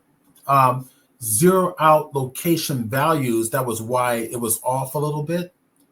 I thought that's what I was doing when I hit Control A. Was zeroing out the location values. So maybe you're right. Maybe I'm not actually doing it. I think I'm doing it, but I'm not really doing it. Let's get out of X-ray mode. So Alt or Option Z. And there's my particle emitter. So it's set. Particle emitter is set to go. It's good to go. Now what we're going to do is we're going to make the rope. So let's go. This is the fun part. Let's turn off the curve guide visually here. And let's turn off the emitter sparkles there. Let's turn back on the wick. We're going to unlock the layer. So activate the layer so it's on. And then turn it on visually. And what we're going to do is we're going to create a shape.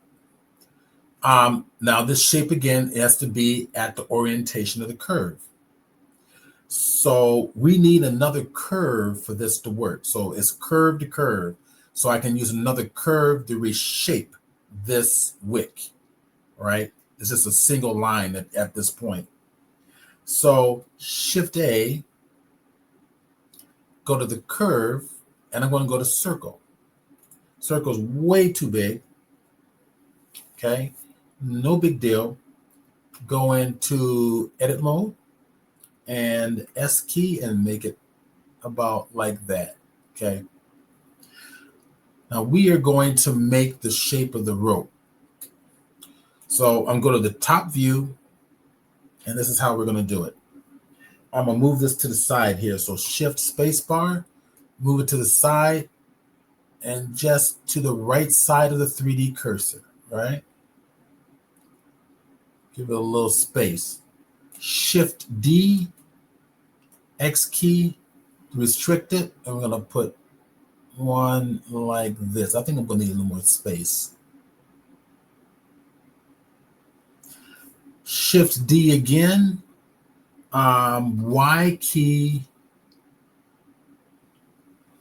just bring it probably right about there. I'm kind of the center of the circle, and then pull this. Yeah, I'm gonna have to pull this apart like this. Okay. Shift D again, Y key, pull it down. All right, I could have used the shortcuts, but you guys get the point. Now, all this is done within the Bezier circle here. All right, this is going to be, we're going to rename this one, and I'm going to call it curve rope. All right, we're going to get out of here, go to object mode, we're done. So I want this wick to take on the shape of this curve. This is considered a single curve because right here, we did all the editing inside. You know, remember the real world on the outside? The editing world inside is the quantum universe. Now, it's not centered. So what I need to do is, to help me out here, I need to go back inside, tab key, edit mode, A key to select all, go to my top view, fill the frame as much as possible. I'm going to eye it just to save time. Right there, that should do it like that. Okay, tab key, object mode. Okay, select your curve, go to your curve data property, the little two dots with the green dots with the curved green line. We're going to come down to geometry. We're going to tell the geometry, go to the bevel section. And let's see where I want the bevel objects, right? So right here, round is selected by default. If we go to object, we're going to select the object. I'm going to drink some of my tea here. I have this mint tea, and I'll take whole cinnamon sticks and put them in my coffee grinder. I got 2 coffee grinders, one for the coffee and another one I dedicate to beans and cinnamon sticks. So I'll grind the cinnamon sticks to a powder, stick the powder on top of the green tea. Well, this is mint tea, and then brew it in my Keurig machine. And it's delicious. No questions. Pretty cool. All right. No questions. So the object for the bevel is going to be what? It's going to be my curved rope. Select it. Boom. There she is. Okay. We got the rope started way too big. We want a small little wick. So what you can do easily is this. We can select the actual curve shape, S for scale, and just scale it down to fit inside there like that. And we can get in close if we're not sure. I'm going to, let's see, I want to move the wick, select the wick. Mr. Wick. Move it right inside there. And move it just a little bit like that. Okay. I think I messed up on that. I wanted to go this way. There we go. Almost, just a teensy bit. Okay, that's good.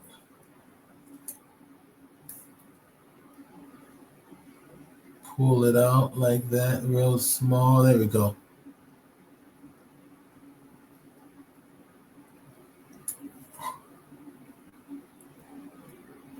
Okay, so I'm in global. Let me see if local will help me or normal. No, nothing's going to help. Okay, just stick to what we've got here. It looks like it's so minute. I'm being really picky. Probably the best solution is just to make it a little bit thinner. So we'll go back and get our curve here. S key and just make it a little bit smaller. There you go. That works.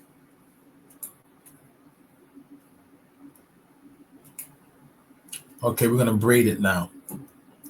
This is the fun part. So how do we braid it? We need to select the actual curve, right? Not the curve object. The curve object stays where it is. We want the actual curve. We will go into edit for the curve. And all you're going to do is select the end that's close, that's closest to the outside of the wick. We're going to use a shortcut key for tilt. It's Control T. And you're going to get a handlebar. Now watch the wick. When I rotate it, see? And keep rotating it, and keep rotating it, and keep rotating it, and keep rotating it, and keep rotating it until I get this tight little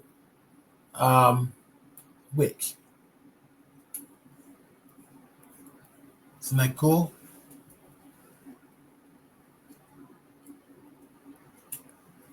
I need to make it tighter, but I need more resolution, right? If that's the case, then go back to your data properties for your curve. Go back up to the very top. We put 60 before. Let's do 100. There. See, it smooths out now. Maybe 200. There. That helps quite a bit.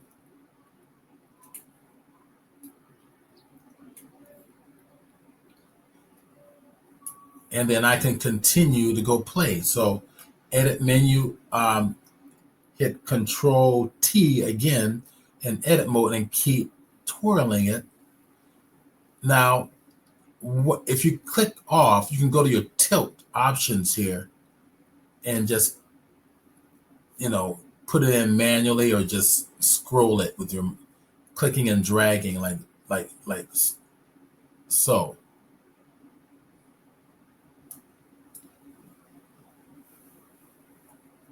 All right, I won't do it too much. I just want to just kind of get a little bit more.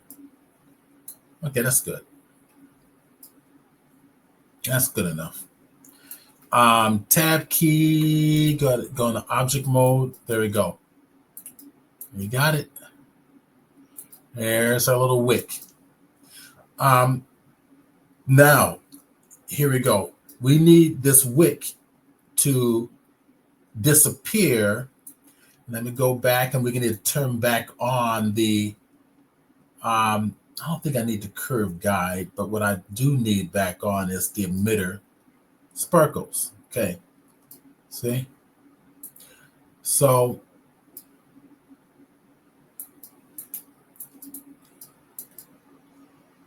as this moves down, the wick, which is going to be my particle emitter, got a little bit off there, but that's all right. You guys get the point. We need the rope to disappear. We can animate that. Okay. So again, we go back to the curves data here. We're going to go find the right here inside the geometry, inside the bevel. You have a start and end mapping. Open it up. And I have the factor for the start and move it up. And there we go. That makes it disappear. And you can animate that process, which is what we're going to do. So to animate it, I'm going to put my cursor over the factor start and hit the I key on the keyboard. And immediately you can see on the timeline, it put a gold keyframe. Now you're going to go all the way over to 250 here. And you're going to take the factor start, go all the way to 1.0, and then hit I key to insert a keyframe. And you have a keyframe in here. So now we're going to play them. So what we need to do is we need to sync them up.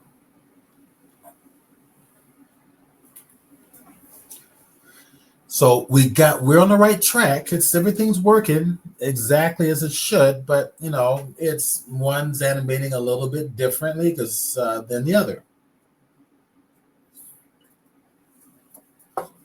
So we're going to correct that. Let's start from the very beginning, and let's go to the point where it starts to kind of offset. So I'm going to bring this to here, so you can see it starts here. Actually, we could probably just manually take this cube and just bring it back, and it is offset a little bit from the curve. Alt Z, and just push it to there. All right, and then let's see what that does. So, okay, it aligns it better on the curve, but it's still off. What I'm going to be doing is animating or keyframing the offset to help me here. That should be fine. So if I go to here, say to there, right? So we'll do a keyframe here. So I'm going to come right back to my, let's go over here to my constraint. And what we're going to be doing is keyframing the offset. This is the offset. Going along that curve.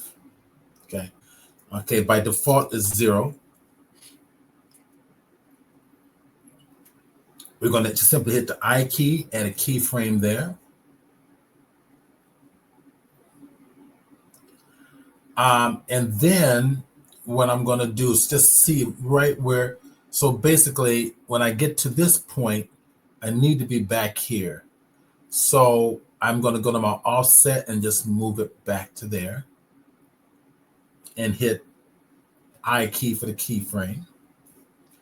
And then now we're getting a little bit, there we go. That looks good. That looks, okay, now the here is fine. Okay, so we'll put a keyframe there.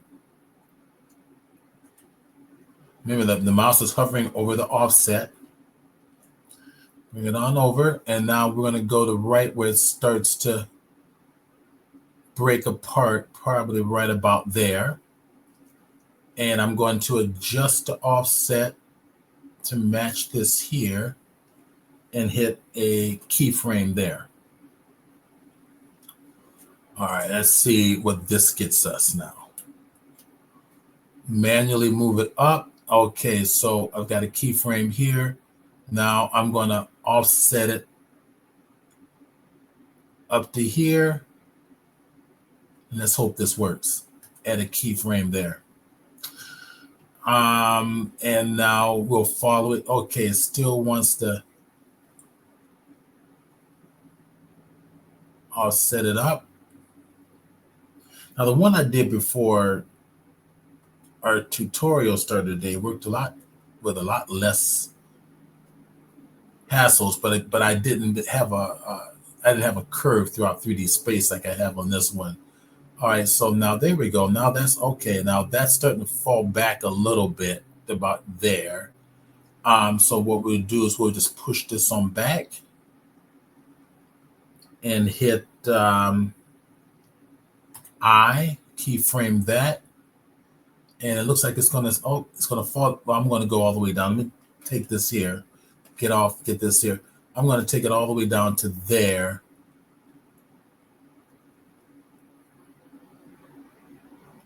And then keyframe that, and then it disappears. Okay, yep, there it is. Okay, there it is. Okay, we got it. All right, that works. Save, Control S and save this. Oh, all right, so someone says, can't see the timeline because of, the pop-up. I'm sorry. I'm totally sorry. I'm slapping myself for that one. Okay, there we go. All right, cool. So there you go. There's all you key. So all I was doing was keyframing the offset to get it to, and it worked. Okay, cool. So if I play it, and it comes through. All right. So all we need now is this. All we need to now is to do the sparkles, right? The particles. Okay, here we go. This is where it gets really fun.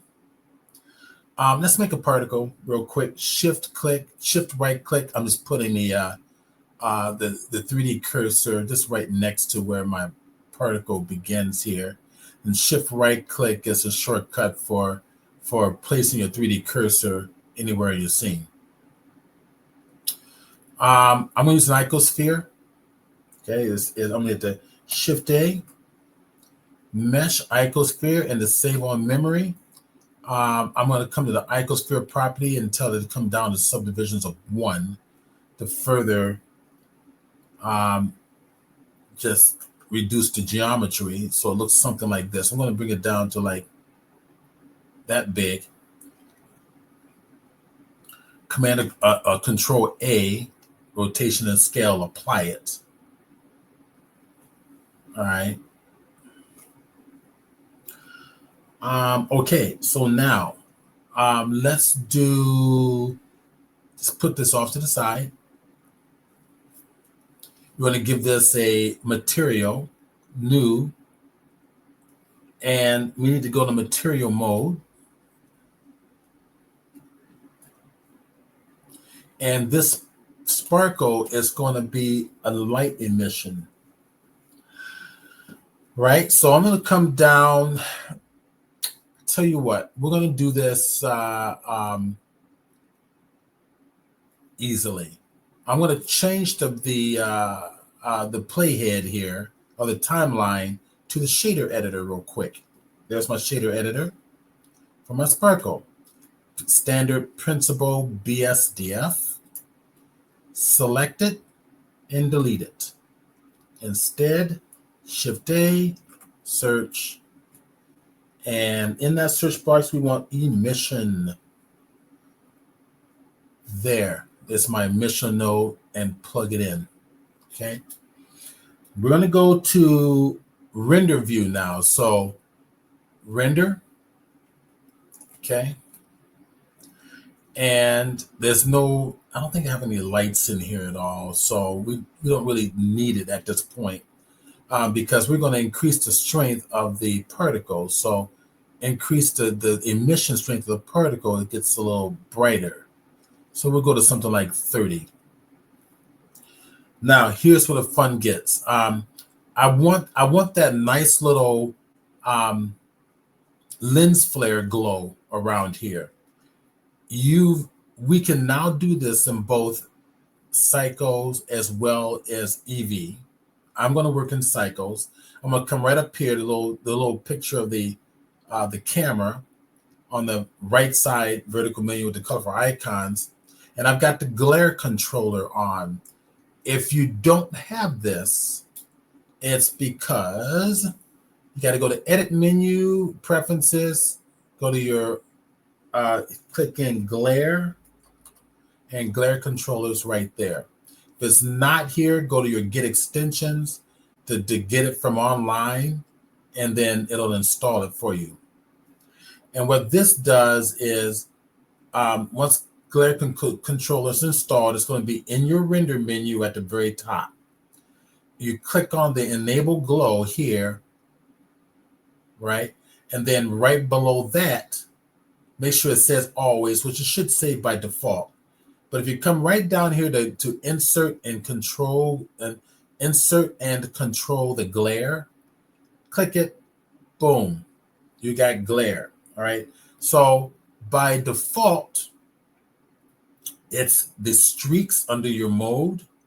And I don't want streaks, right? I want bloom like that. There we go. There's my bloom. Just like we used to have in EV.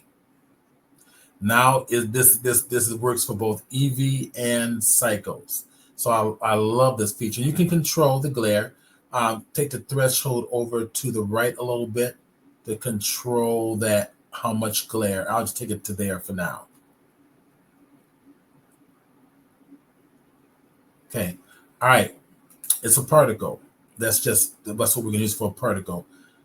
Let's get out of here, go back to my solid mode, and let's go ahead and create a particle system. Let's go grab our animating, our emitter particles, and we're going to make it a particle emitter. So I'm going to come right down here, vertical right side menu, the blue, right below my blue wrench is my particle emitter. Click it, and then click plus. Okay, and we've got particles, and it's coming all the way down. Let's go over to the down to the particle options. We're going to go down to field weights, and I'm going to take off the gravity. We're going to play. So all we're going to do is going to play. When does this end? The particles are going to end right about at, let's see. Let's come over to, let me bring up another interface here. Grab the bottom left, pull that up, and bring the timeline under there as well. So I've got my shader and my timeline together.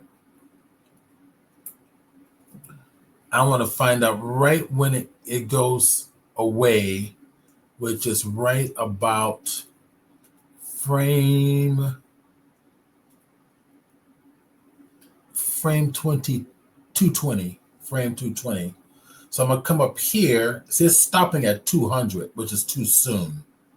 We know that's right here. It says start frame, end frame. So I'm going to go to 220. Okay. Pull it back, test it. Bring it across. And then stop. Boom. Right there. And then stop. Okay. Let's reduce the size of my particles here. So I'm gonna let it keep running because I really want to visualize the stuff as best as I can. And I'm going to use the globe. So now I'm going to replace it with an object because the globes will not render, as we probably all already know. We don't care. I want to just do some a size adjustment. In fact, here, I tell you what, why don't we just go ahead and bring in the object? So I'm going to scroll this down. We're going to go to the render tab right there, drop it down. Halo is what we've got by default. We're going to drop that down, and we're going to grab the object now. Now, it doesn't know what object to put in here because we haven't told it what object to put in here. So we want that. What did we call it? Did I rename this one? It's called Icosphere. We'll leave it Icosphere. It's just easier for me to remember. Let's go select. I gotta go select my emitter particles. There we go. Now we're going to come back down. Render object. What object? We want the icosphere. Boom. There we go. Okay. Let's make them just slightly larger. So under, right above where you put the icosphere, you've got your scale. So I'm going to just make it a little bigger like that. Okay.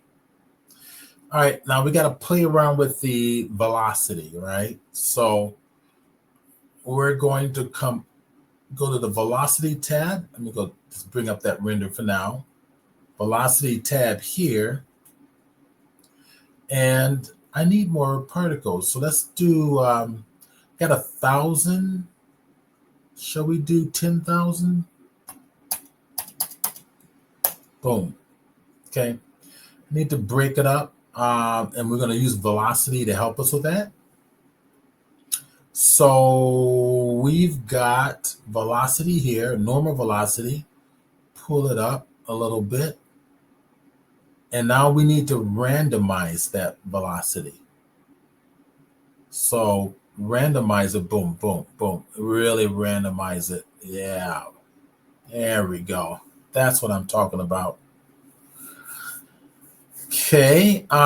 We got our sparkles. Okay, so now we need to limit how far the sparkles come out. Okay, so let's take a look at this in render mode. So Z key render mode. Boom. Okay.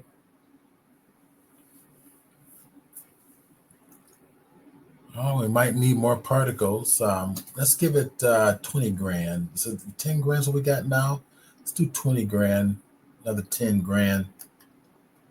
Another 10 grand is always good. Yeah. Let's see what that looks like. Yeah, all right, we can use that. We can work with that.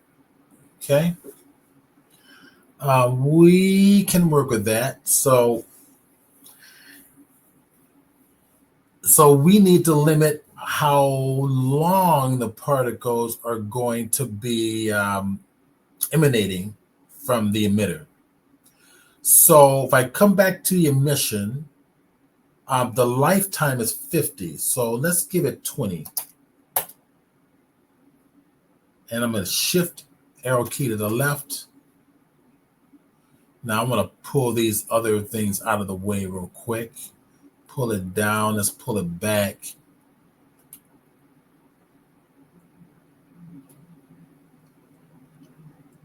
Let's see, what am I doing here? There's my dynamite. Stop. There we go. All right. Way too much. Okay, let's go half that. Lifetime 10. There we go. Okay. Maybe lifetime about 5. Maybe 8. Maybe we won't get too greedy. I'll go 5. There we go. That's better. Let's zoom in a little closer. Bang. Isn't that cool? Okay, so now I think at this point, just play around with the randomization. The greater amount of randomization, the more, I like that much better. I got a lot of velocity randomization. And then, of course, because of the randomization I put in there, I'm probably going to want to mess with the frame lifetime. Maybe I'll take it down to, let's see what 3 looks like. Yeah, that's a little better.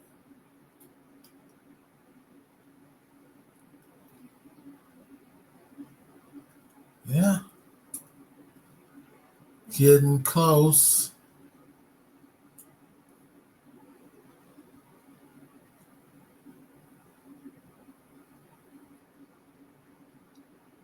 So at this point, this is where you might want to consider adding motion blur,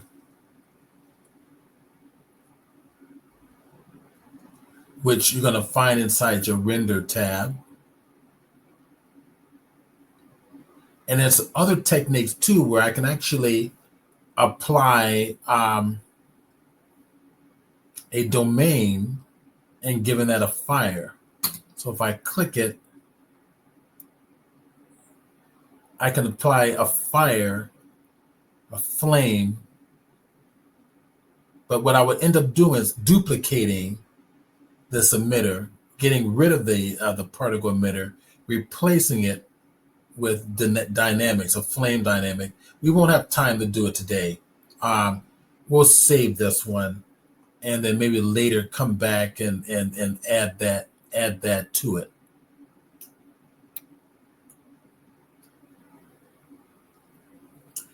Now you can make this even more interesting by changing the shape of the icosphere to be elongated, to give you almost a type of a motion blur effect. Let me see what I've got up here. I'm gonna go to my render settings. Motion blur here. If I click it. All right, so if let's do a quick little render, see what it looks like. There we go. Yeah, we got some motion. That's close to what I'm looking for. All right, now what I need to do is go set this up in the camera now. Let's go do that right now. So I'm going to take it to right about there. This little guy here, we can just move out of the way. Let's put it way in the background. I don't need these in the bottom. I don't need this one anyway. So I'm in modeling, I'm in layout mode. So if I go to, let's go to model mode. That way I have that entire space available to me. Go to my render options. Set that up. Let me get out of, I got to get back in object mode. There we go. And we'll set it up like this. Should we bring a ground in there? Go to Shift A, mesh, go to a plane. Let's put it right down here. And set it right beneath my dynamite. Like this.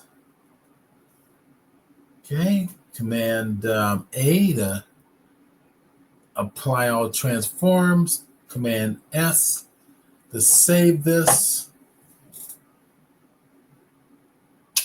If I go to the, let's actually go to the, give it a surface.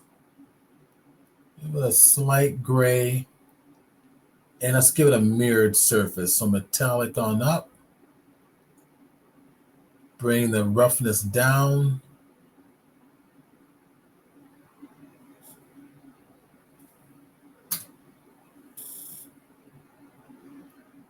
Right, you can't see the motion blur inside the render portion of Blender. You have to actually render it out to see the full render. Let me actually get this set up first. The way I want my camera to see. I'm gonna bring my camera down low, really low, and kind of make it look upward.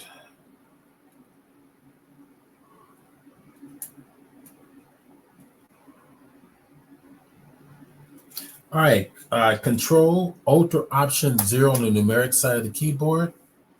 And then I want to make sure under my view, I've got my lock camera to view option. That allows me to navigate through my camera, as you all know. N key to make that go away. I'm going to pull this on back, reset this up, something like this.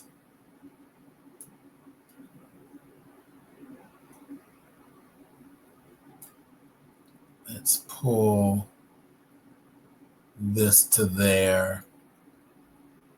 I want to check my focal length of my lens real quick. So lights, camera, actions, right up in here. Let's make sure that's turned on. The camera is selected, and I'm going to come right down here to the camera properties. Yeah, I got 50 mil. Maybe we'll go 100. There we go. Like I'll compress the shot a little bit better.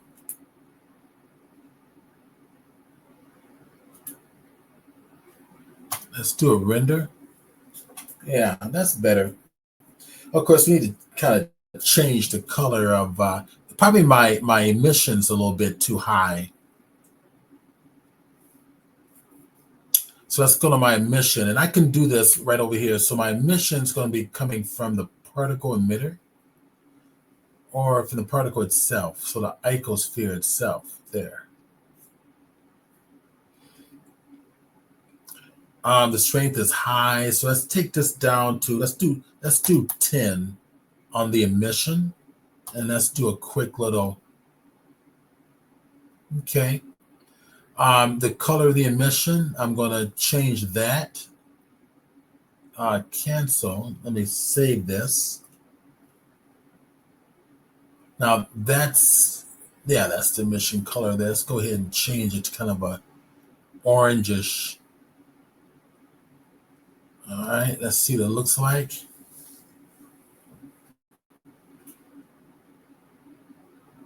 And we can change the color as well and over time. And we may have to wait, do that another day as well. So there's my mission. And I'm going to just play it a little bit more as it gets closer to the dynamite, do another render.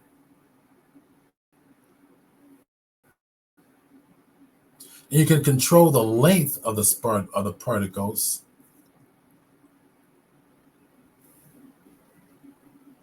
By controlling the motion blur. So if I come back over here and go to our motion blur option, is that in my camera? Yeah, I'm in there. Cool. Then I pass it. Where are you? Oh, actually, make sure I've got the right node selected. Icosphere, yeah, I think that's it.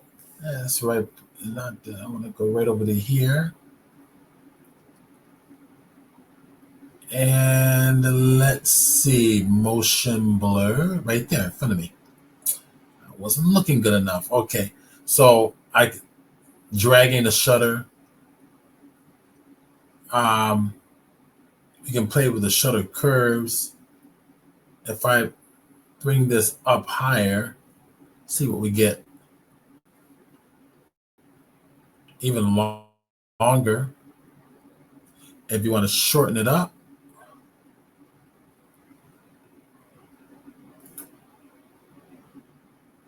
Oops, I didn't do that one. Let's go back and get Blender.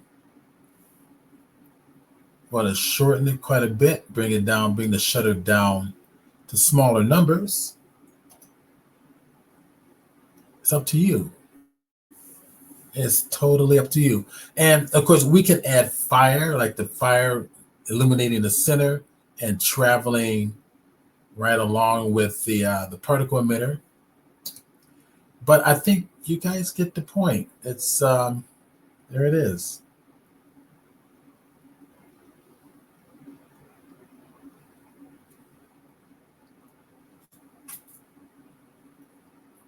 Wasn't that fun? Thank you, Kevin. That's really cool. Okay, let's see. Well, you guys, is Kevin still here? Or did he leave? He left. I see David. I'm still here.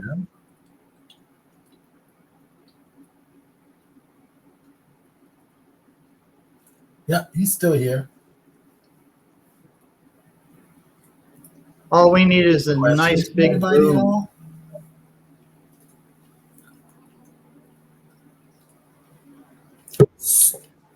There he is. He's back. You keep popping in and out on me. All we need is a boom. Where's the boom? Thank you so much, David. Thank you so much, Kevin. Thank you, everybody else, for being here. So, FYI, the 5-week Blender class starts next Sunday. I'm going to give you guys, let me give you guys the link to it and also the discount code. And for anyone who's interested, I've got to sign up this morning. It's an introduction to Blender. So if you've never taken a Blender class, this is the one you want, because it's going to start from the very beginning, getting the strong modeling techniques. We'll be getting the animation and texturing, UV mapping, modifiers, how and when to use them. Here we go, the introduction. So let me bring over the actual website there. Come on, get over here. Thank you. Okay, so I'm going to give you guys the link. Put it in the chat box for your convenience. And then discount code, I'm going to type that in as well.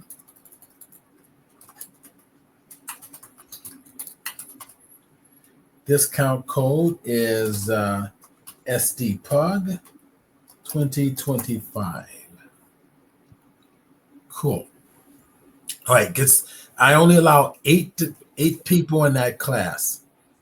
It's already half full. So I expect it to be a full class by Sunday. So go on, jump in, get involved. Great opportunity to learn Blender quickly. 5 weeks. We meet every Sunday from 10 a.m. to 12 p.m. So that's usually a time where no one's busy. And I would love to see you in there. I really would. So the link is there. And the discount code is there, STBug 2025. So fun. Well, we had a lot of stuff we covered today, didn't we, guys? Yeah. Yeah. Yeah. So come next week and share some more. We'd love to see more. Cool. I'll have some more tidbits to show. All right, that'll be great. You just sparked something. I was working on something, and your dynamite thing just gave me an idea for a variation of that. So, yeah, good. Maybe next time. Okay. All right. So I'm going to disconnect from everybody from Twitch. Thank you for joining us. We'll see everybody next Saturday at 12 a.m. to 1 p.m. Pacific Standard Time, because we're in beautiful sunny San Diego. Beautiful rainy